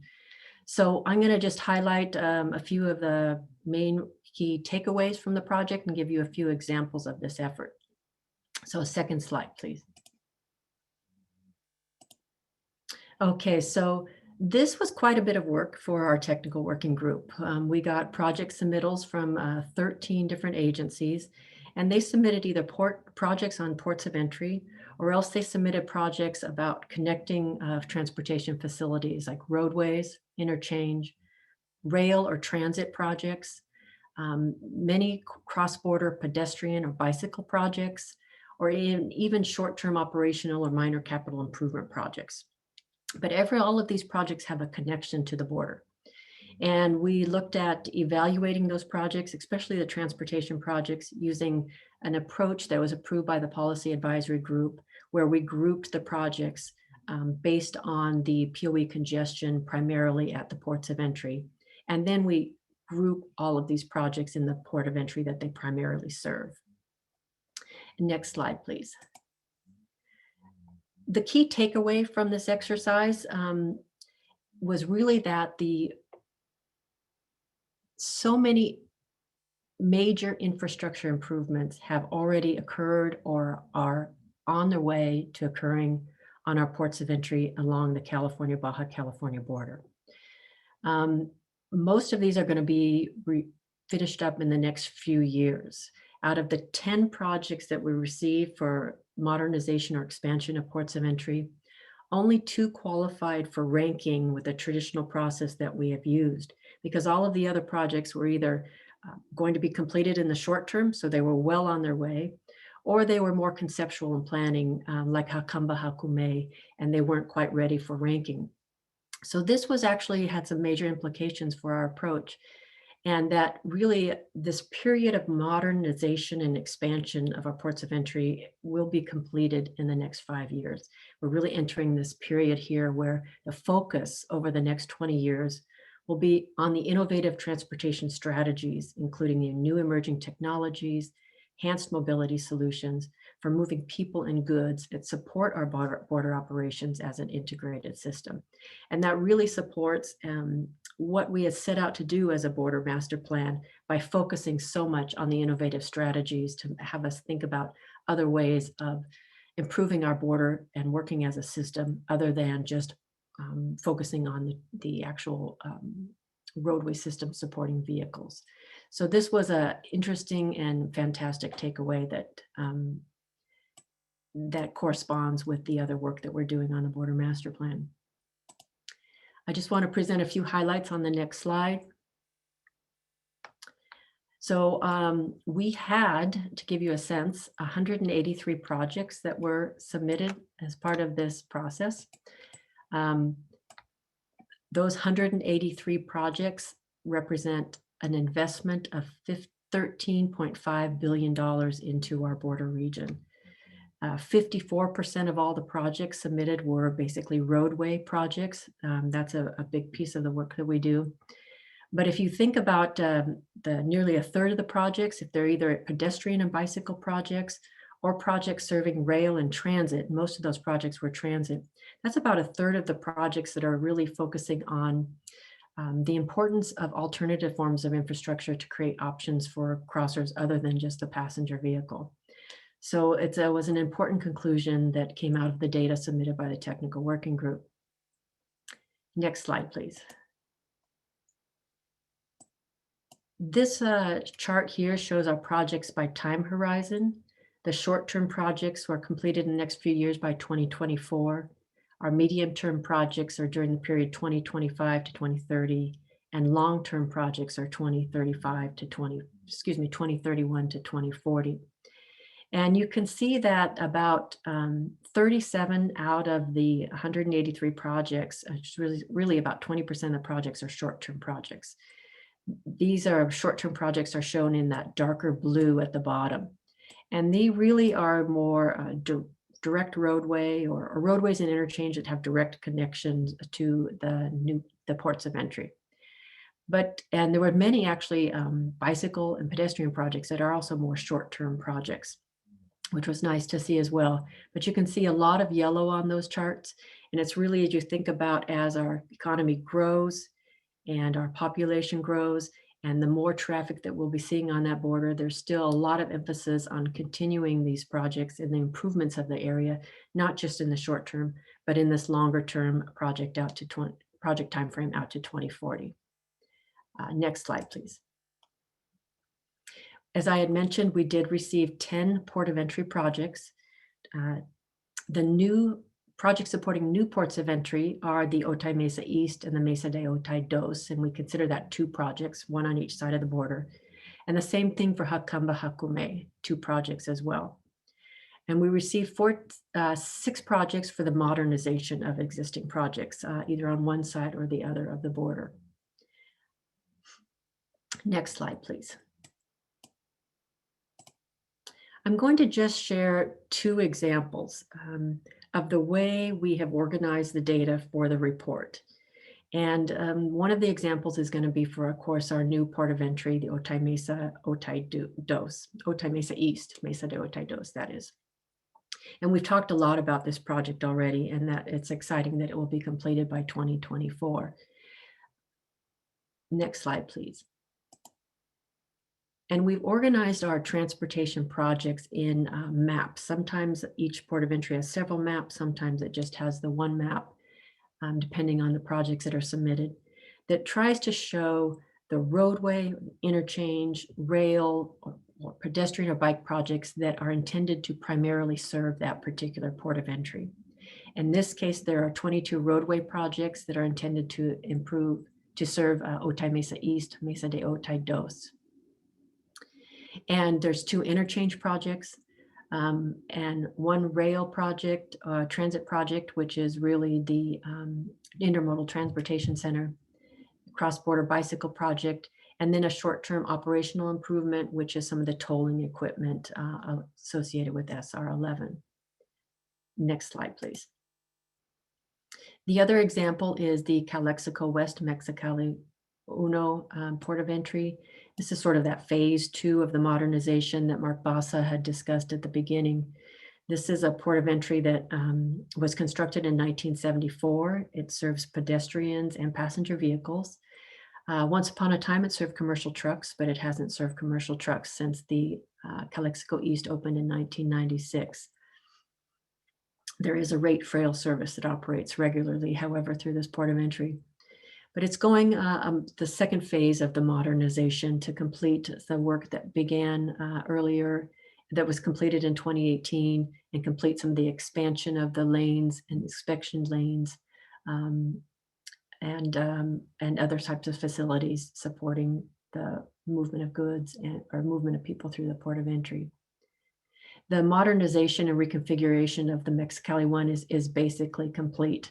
A lot of that work on the roadways and the pedestrian buildings have already been completed. Next slide, please. This map shows the roadways and the rail and transit, which is essentially the Calexico Intermodal Transportation Center, and some pedestrian projects that are associated with this port of entry and improving this port of entry. Most of these projects are in the US. As I mentioned, a lot of the projects already completed in Mexico. There is one particular bike project that is shown in green in Mexicali there. It's the Rio Nuevo Ciclovia, a pathway for the bicycles there that was submitted, and that's good to see.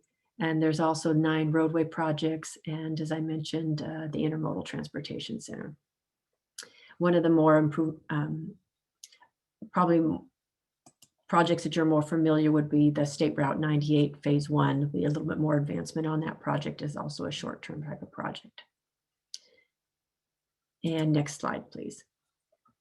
So that just gives you a little bit of a snapshot of the work that we've been doing on our traditional projects. And turn that back over to Jose to facilitate any questions if there are any, or to move to the next topic. Thank you, Cheryl. Does anybody have any questions for Cheryl? Remember, just raise your hand, or you can make a question on the chat box.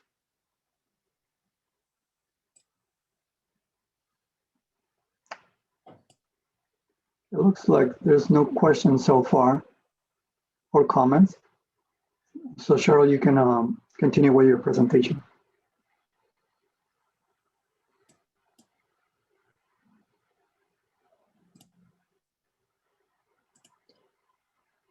Thank you, Jose.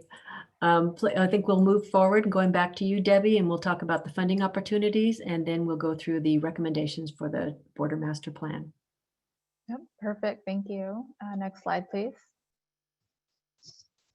So let's go over quickly, briefly on some of the funding opportunities in two categories. Next slide, please.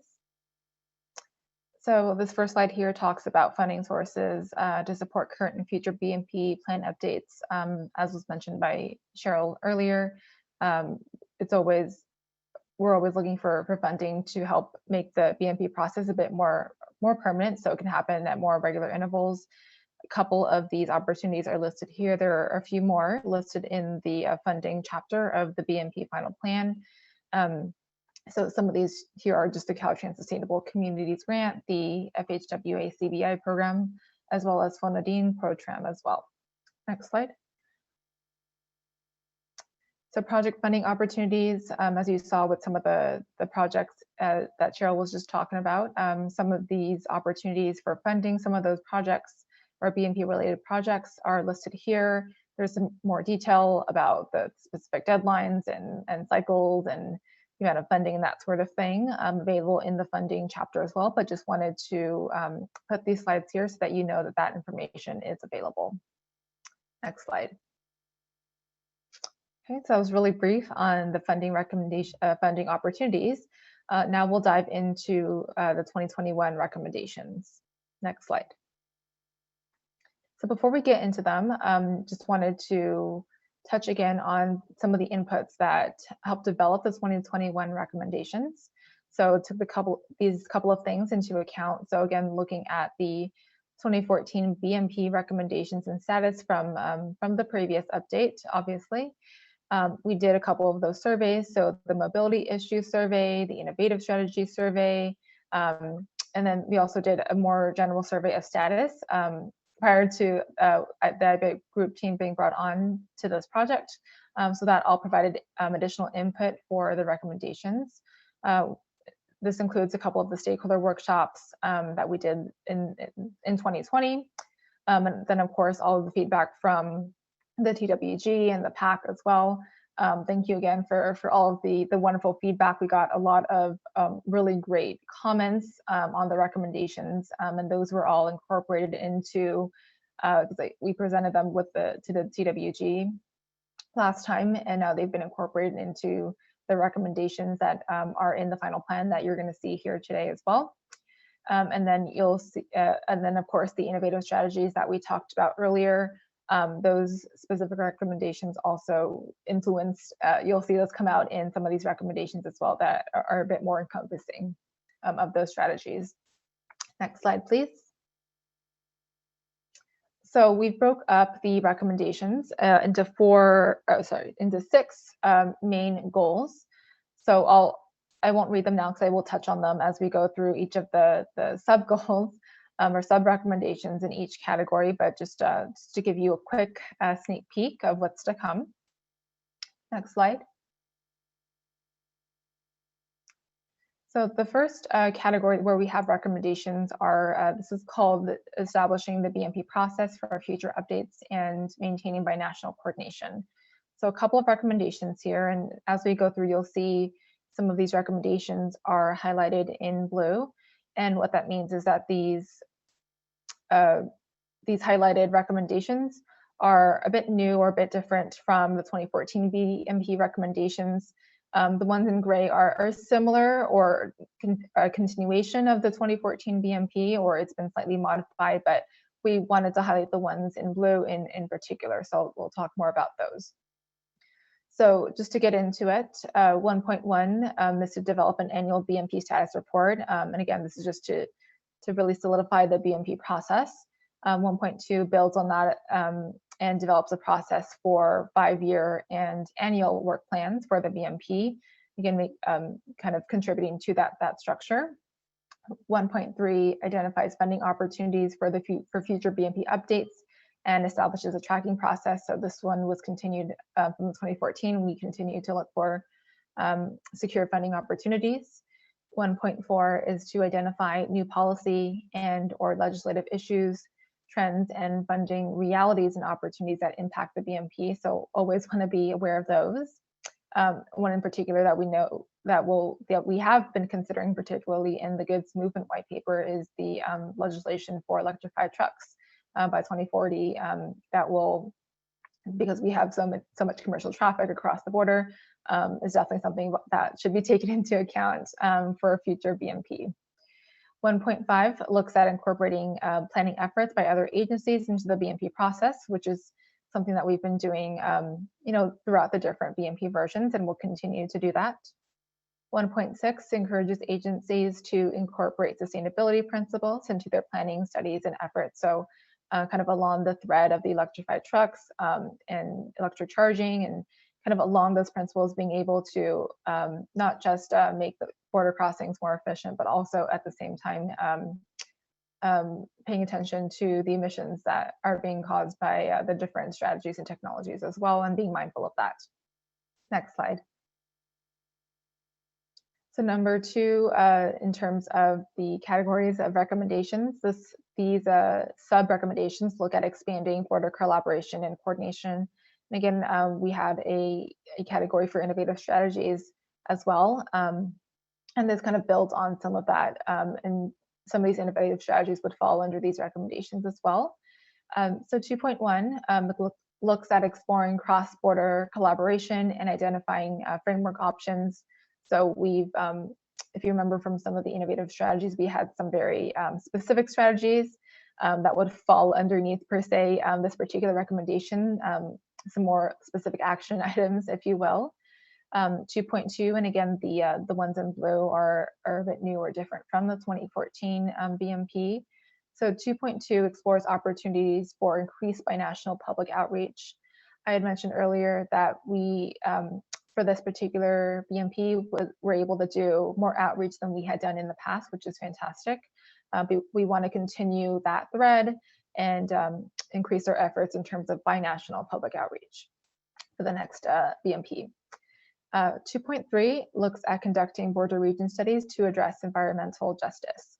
So we have some semblance of the insights and the ideas and the needs of folks crossing the border, but want to delve more into the ones that we don't necessarily hear from all the time, to help address the needs of all folks that cross the border. So that's what that refers to. 2.4 is to nothing new, but continuing to update and establish binational performance metrics. 2.5 explores the opportunity for a cross-border transit service. You heard a lot about that from Don a little bit earlier as part of the collaboration coordination white paper.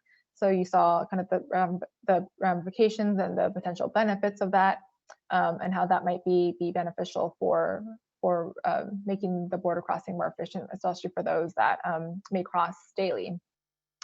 Next slide. So category 3 of recommendations is managing the border as a system. So again, this is kind of building on the thread of collaboration and coordination, kind of bringing some more technology into this particular category. So 3.1, this is not new, but this is continued, but this is just to continue to collaborate with various border agencies through the US-Mexico border forecasting peer exchange. And this is just to be able to share and harmonize information in terms of forecasting and data collection and being able to make decisions. So 3.2, this one's a bit newer, is to establish a border management framework. 3.3, again, is to establish a border performance monitoring system along with those metrics that we mentioned in the category before. And 3.4 is to consider options for border network operational efficiency. So kind of taking the data the sharing that will and the framework that will be established, and making sure that that is operating optimally. Next slide. So for this one is like a new category completely. Cheryl mentioned earlier that a lot of the infrastructure and like physical infrastructure improvements at the various border crossings on the California-Baja California border are going to be already complete or will be complete in the next few years. So wanting to leverage that and promote multimodal travel across the border versus just single occupancy vehicles. This is what this category really focuses on.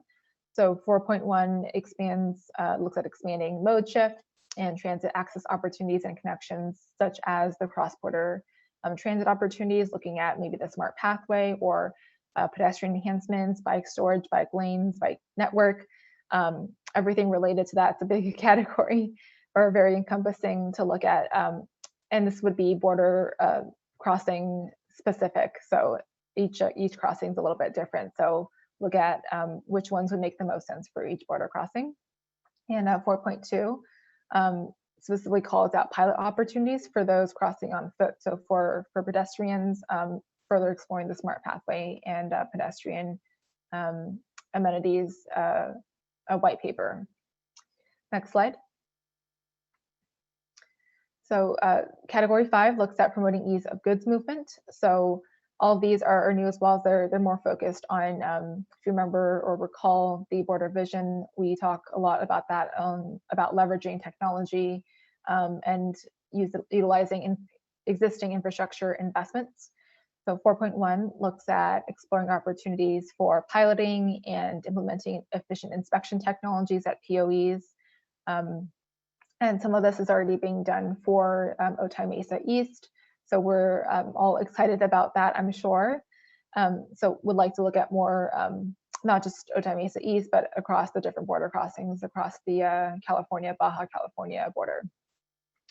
So 4.2, and you got a taste of this earlier with Juan's white paper explanation, but looking at exploring opportunities for pre-crossing technology. So he mentioned about the appointment system and trucks in particular being able to wait at certain stops that may have electric charging in the future, and being able to wait there and prior to crossing to help manage demand, as well as and as they're doing that, as they're crossing, some of this is being piloted and being done as part of Otay Mesa East as well, but going through like non-intrusive inspection and more effective scanning technologies or that leverage technology. So 4.3, as I mentioned earlier, looks at exploring opportunities for electrified trucks. And this one was included in particular because of that legislation that came down recently from the governor to have electrified trucks by 2040. I'm generalizing it, but there's a lot more detail in that legislation. But knowing that that's going to happen and wanting to prepare for that in the coming years, and then in particular as a recommendation for this BMP, because there is certain infrastructure that goes along with it that affects emissions. There's a lot of other factors that play into it. So definitely want to explore the opportunities, benefits of electrified trucks at the border. Next slide. So category 6, and this is the last category of recommendations here, provides a framework and prioritization for border efforts. So 6.1 looks at developing prioritized white papers for future border enhancements. We've already done 3 as part of this BMP. And so Cheryl mentioned earlier as well that hopefully there will be funding in the future to move those preliminary scopes of work in terms of the white papers. We did high-level cost estimates and implementation and like little mini roadmaps, if you will, as well as part of those white papers. So looking at which ones should we prioritize, where would we potentially pilot or implement those white papers, depending on funding and interest and stakeholders as well. So continuing to explore that avenue of expansion. 6.2 develops a scope of work for a binational transportation model. And again, this one is new. We haven't really had this one before, building on collaboration, coordination again, and just being able to have a more structured framework for that transportation model from a binational standpoint. And 6.3 through 6.5 are continued ones, but 6.3 looks at reevaluating the criteria for border projects. 6.4 explores opportunities and expands functionality of the data portal, which you'll see in a little bit as well. 6.5 identifies and continually tracks funding opportunities for binational projects. So can't do anything without the funding. So go ahead and go to the next slide, please. So at this point, if we have any questions, I'm going to turn it back to Jose to guide us through that piece. Thank you. Yeah, thank you, Debbie, and thank you, team. Thank you, Cheryl, Juan, and Don for your presentation on the Border Master Plan report. Does anybody have any question for our consultant team? And remember, to ask a question, please raise your hand and I'll be calling on you by name. Also, remember to unmute yourself so we can hear you. After your participation, don't forget to mute yourself. Or anybody has any question, comments on the process or the report in general, I mean, feel free to open your microphone.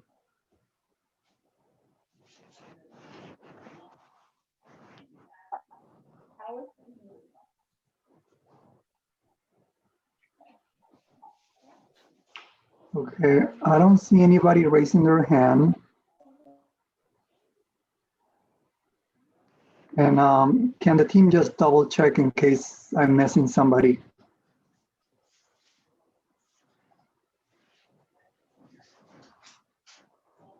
Looks like nobody has any question. Okay. I've just double checked and I don't see any hands either, Jose. Okay, well, thank you. And I just want to remind everyone that your agency technical working group representatives already saw each section of this report throughout the development of this planning process. On the last technical working group meeting scheduled on January 7, the technical working group representatives recommended the PAC, the Policy Advisory Committee, to approve this report with the comments submitted by your agency received by January 15 of 2021. If there are no further comments or questions, I call for a vote of only the Policy Advisory Committee representatives to approve this report. Could the PAC representatives please unmute yourself? Only the PAC representatives, please.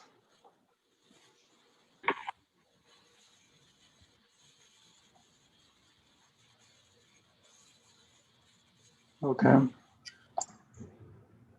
I'll wait. It looks like people are still unmuting themselves. Please unmute yourself if you're a PAC representative.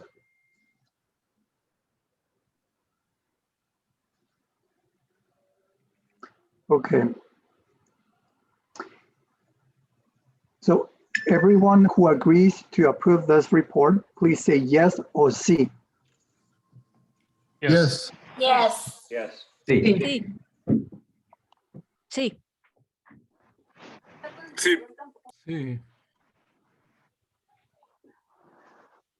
Okay. Everyone who opposes this motion, please say no.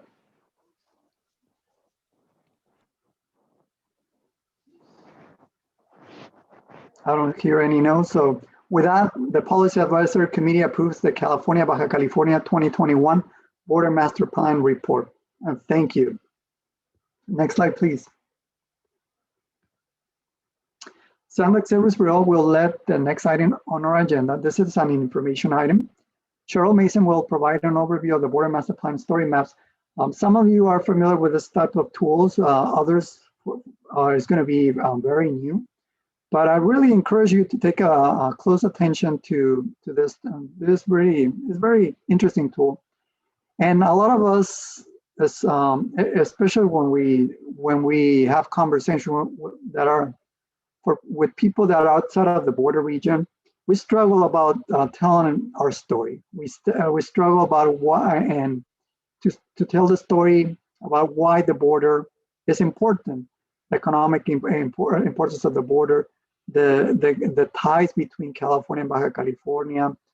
And I think this tool is going to help us, all of us, to sell the importance of the border, and also to showcase the different challenges that we still have at the California-Baja California border region, and the things and strategies and projects that we're trying to implement to address these challenges. So Cheryl, please.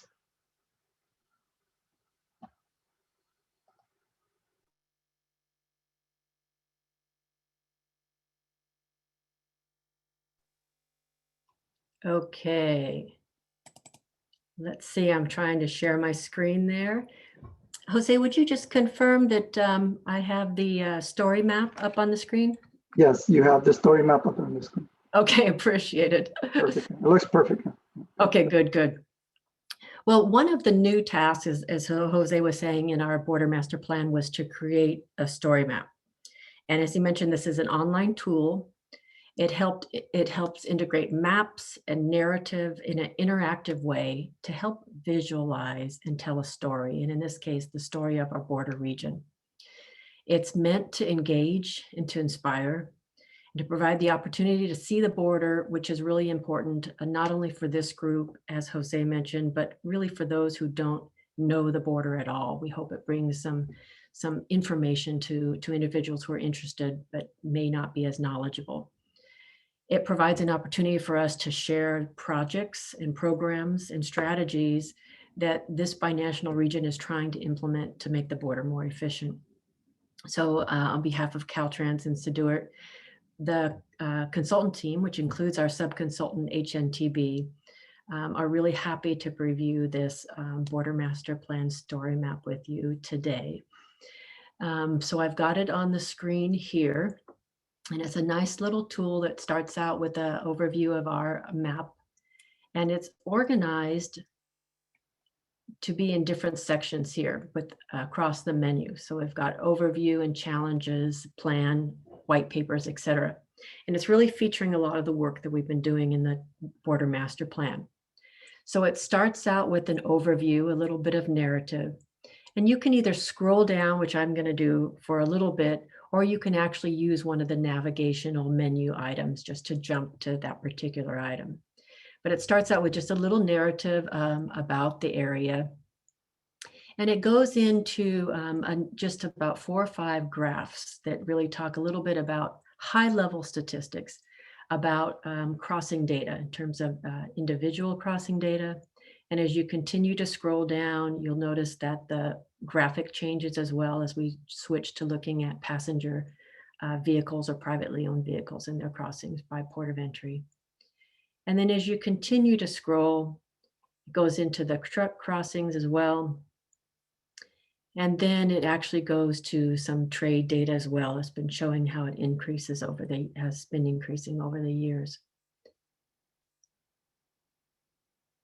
Our final graph is a mode share of individual crossings. With about 3/4 of the crossings are still with privately owned vehicles, and less than that with the pedestrians or on foot, with bicycles or on foot. As you continue to scroll down, it takes you to another section where there's just a little more information about the border region. And it takes you right into the challenges section. And it's a high level for the story map, but it still talks about some of the challenges that the region is facing. When we scroll down a little further, we start getting into the plan details. And just to make it a little bit more visually interesting, we've put the logos of all the participating agencies above and below the plan here. So these are the US agencies that are here. And then we move right into a little bit of the background of the plan, our purpose, the project managers, and the benefits that we hope to bring through this coordination effort. It closes that section with the agencies in Mexico that are participating in the border master plan, and then outlines the goals as we did when we started this session with you all this morning. Project costs $600,000, and they're scheduled starting from when our initial outreach began in July of 2019 through our closing date this month. We move into then one of our key tasks, which was the innovative border improvement strategies. And when we get to this section, we've got a lot of the icons identifying some of the top issues that were identified through the survey work that the IBI group did. And then there's an arrow over to the right-hand side where users can go ahead and click their way through a little bit of that process of how we refine the strategies, the border vision and specific visions for people movement, goods movement, and coordination and collaboration.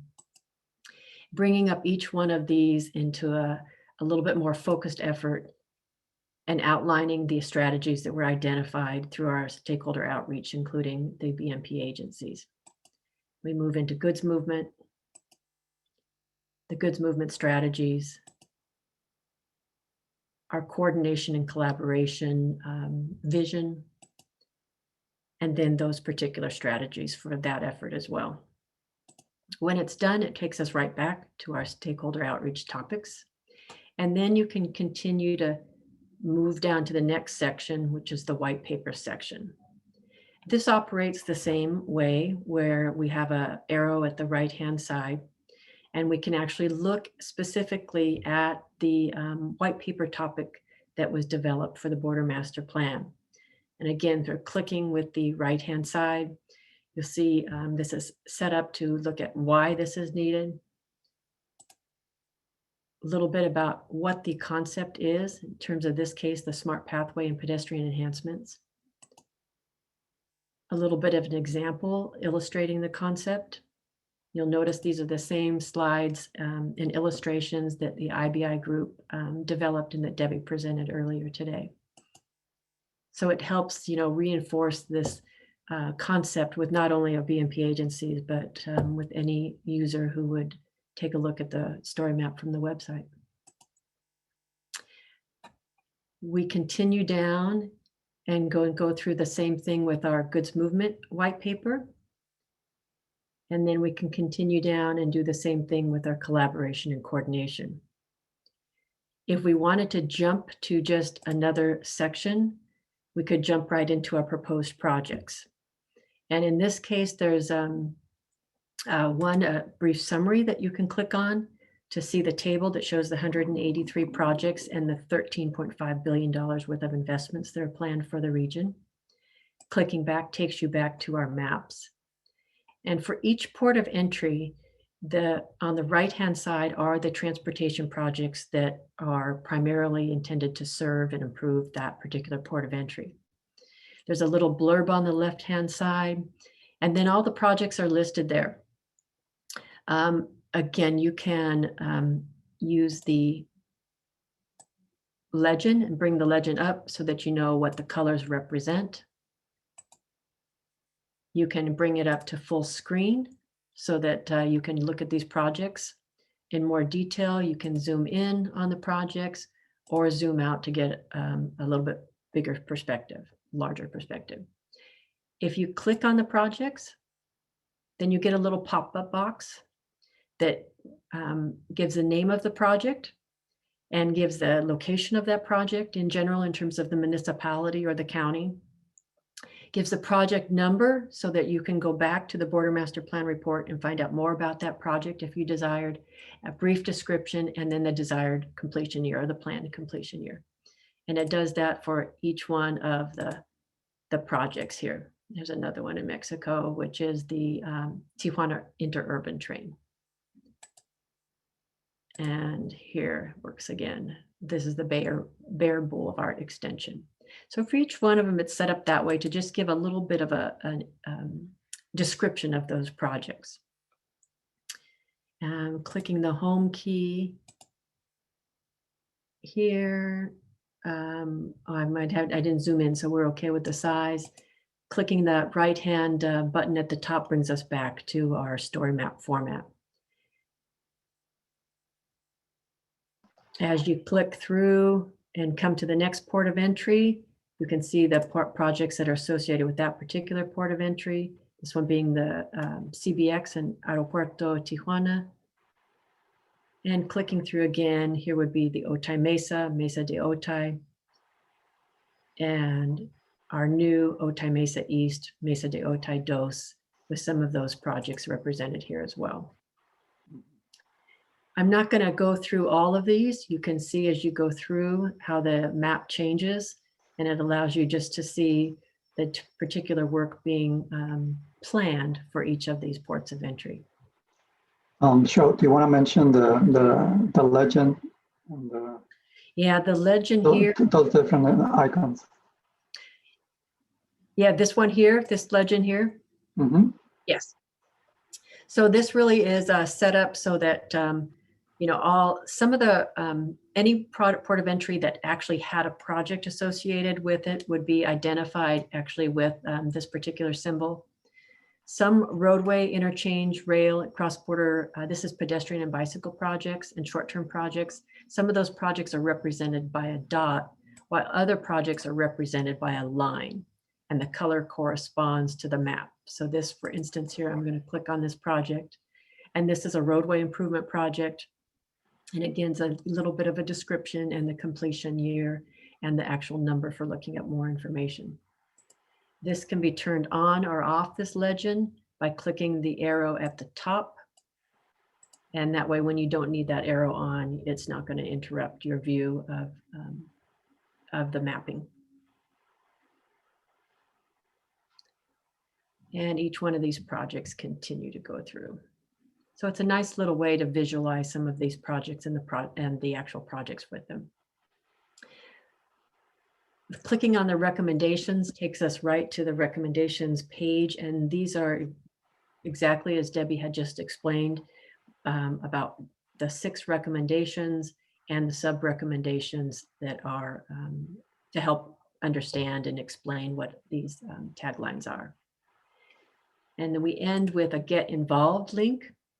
And since the PAC hasn't seen this yet, I am going to take you just briefly over to the Border Master Plan website.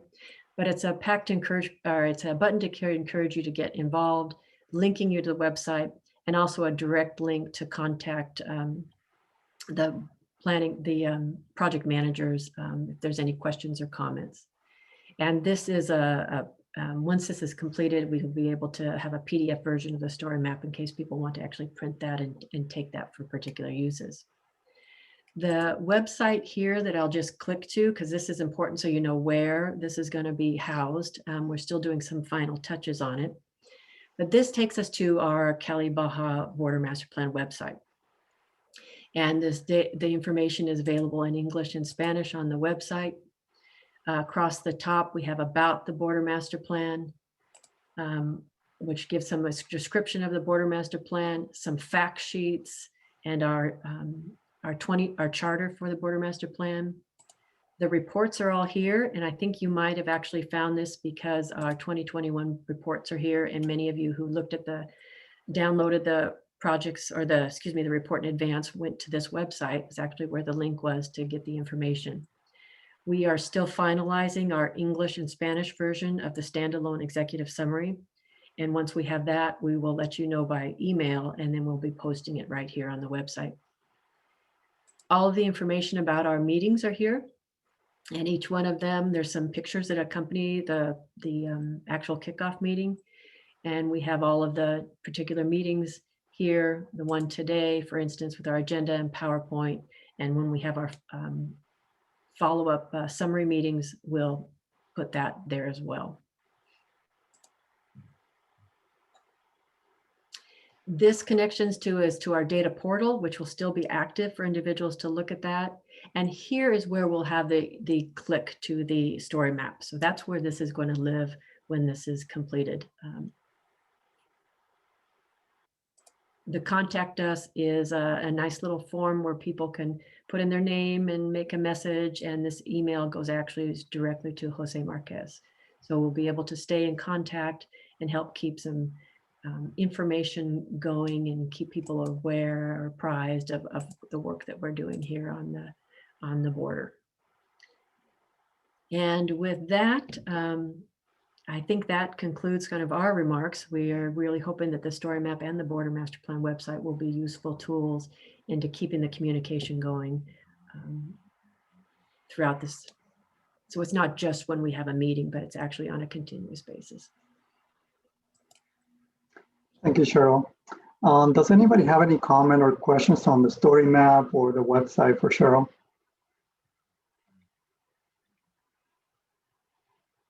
And I think I encourage everyone to explore both the website and the story map. I mean, there's a lot of really good information. You can download all of our agendas from our previous meetings. You can download the 2008 and 2014 Border Master Plan report. There's plenty of information there. We have fact sheets on this on the Border Master Plan. And let's see, let me just double check if somebody has any questions or comment. Okay, so we're gonna. Hello? Yeah, I had a question, Jose. Sure. Is the story map gonna be updated continuously or like every year or what's? Okay. So that's one of the ideas that we want to bring to the Policy Advisory Committee and Technical Working Group. As you remind, one of the recommendations from the Border Master Plan is to make this process a living document. So one of the things that we want to do is convey the Policy Advisory Committee and Technical Working Group meeting once a year. Develop an annual report on the status of the border, on our projects. Keep updating our website, updating the story map, our project information. So among different things, keep pursuing and developing more white papers, and out of those white papers that we already identified, start implementing all the ideas and recommendations that the BMP has spelled out. So the idea is to have this as a living document, and also a living tool, both the story map and the website, and our data portal. So I guess it's going to be important that we all as agencies try to contribute both with information and funding and the different efforts, right, to keep it alive. Definitely, that's a really good point. Okay, let's see. Okay, with that, we're going to be moving ahead to our. Do we have Secretary Kim on the line yet? Not that I see yet. Okay, so let's move to the next item on our agenda. In this item, let's go to our meeting agreements. In this item, Robin Owen from Caltrans will summarize our meeting agreements. Then, since neither the technical working group nor the PAC have scheduled any further meetings at this time, we hold one last vote about approving the agreements reached at this meeting. Robin, can you read today's meeting agreements? Sure. Again, this is Rob Owen from Caltrans Planning and Local Assistance. The agreements reached today for the final meeting of the Border Master Plan. First, the Policy Advisory Committee, or the PAC, and Technical Working Group, or TWG, members approved their agreements from the October 2020 Joint PAC and TWG meeting. I'm just making sure that I have that shared on the screen. Hopefully you can see what I'm reading. Yes, we can see it. Okay. The second item, TWG members approved agreements from the January 7, 2021 TWG meeting. Third, most important, the PAC approved the final draft 2021 Border Master Plan, which included revisions to address the remarks that the TWG have provided in January 2021. And then this last item you'll be voting on now is that the PAC and TWG members approve these final agreements right at this February 11, 2021 joint PAC and TWG meeting. Thank you. Thank you, Robin.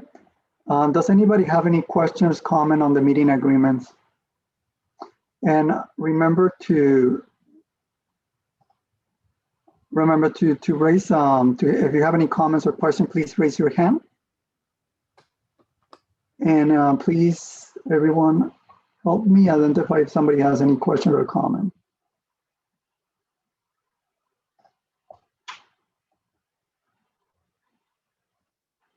Okay.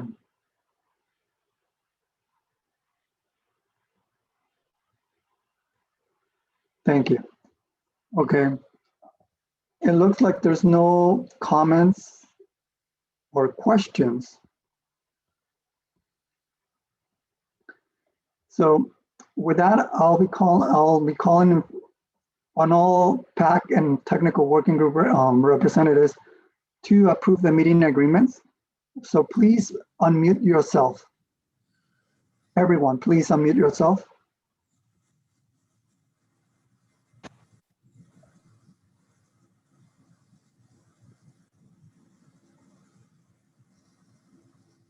I think there's people still unmuting themselves. So everyone, if you can unmute yourself, both PAC and technical working group representatives.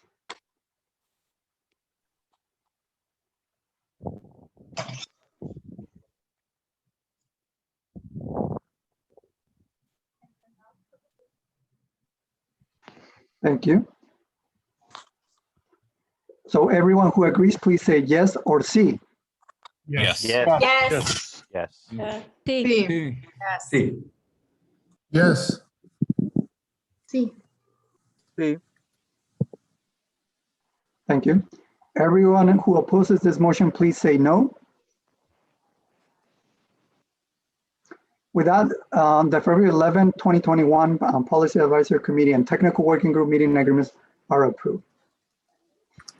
Before we go into the next item, one of the things that we want to do, and this is, unfortunately, we're not face-to-face. We usually, when we have these meetings, we're always like hugging each other and giving us big fives for the approval of documents like this or accomplishments like this.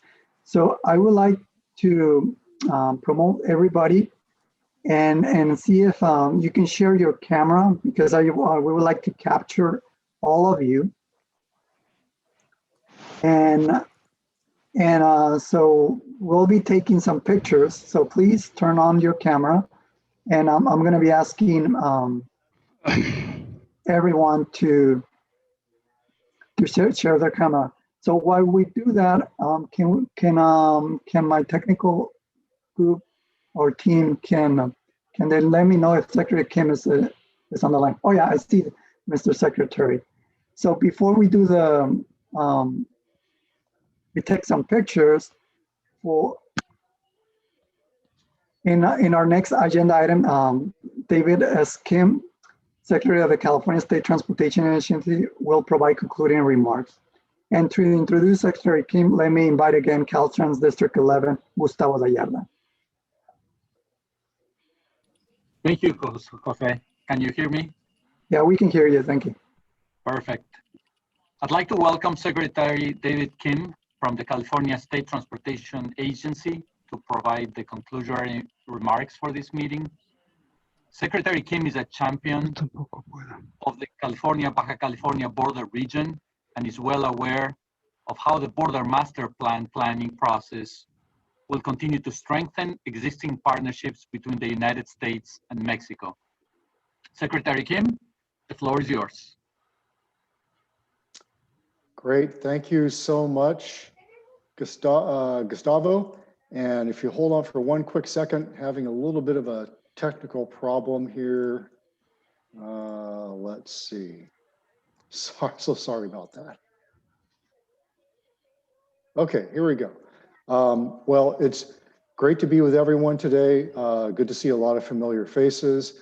And I want to extend a warm welcome to transportation leaders at the state and regional level, as well as our distinguished guests and colleagues from Mexico who have joined us today. Karen Postlewaite from the Secretariat of Infrastructure and Urban Development of Baja California. Karen, it's great to see you. Carlos Gonzalez Gutierrez, Consul General of Mexico in San Diego. You met Gustavo Toxo Mashakan, Director of Caltrans, Caltrans headquarters. Hassan Ikrada, Executive Director of SANDAG, and Mark Baza, Executive Director of Imperial County Transportation Commission. I'm so honored to be here today for the presentation of the final 2021 Border Master Plan.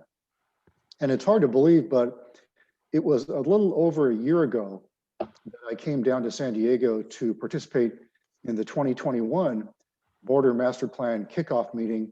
That seemed like a lifetime ago. And I think we can all reflect on how much the world has changed over the past 12 or 13 months when we last got together in person. But it's clear that national, state, and regional governments on both sides of the border have worked heroically to keep the supply chain intact and our economies moving throughout this pandemic.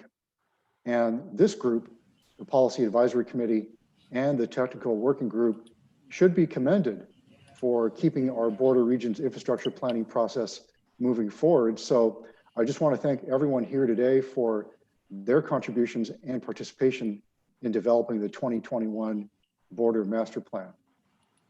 And while we're clearly still in challenging times, the timing for getting this plan to the finish line could not be better. I think some of you may know that during my tenure with the Federal Highway Administration, I had the great honor of leading the Border Master Plan development process as chair of the U.S.-Mexico Joint Working Committee on Transportation Planning. So I'm personally aware of how important cross-border commerce is for trade and the economy of both Mexico and the U.S. Governor Newsom emphasized this early in his administration and really pointed to the need to strengthen business and cultural exchanges between border region communities whose economies, histories, and conventions are really inseparable. And it's my personal opinion that President Biden and his administration will foster an even deeper commitment to strengthening cultural and commercial ties between the US and Mexico. And I think it's worth pointing out that this is not only the state of California or Caltrans plan, this is the plan for the entire California-Baja California border region. And the work we're going to be doing together to implement this plan will be absolutely essential to bringing about the full economic recovery and growth of both the US and Mexico.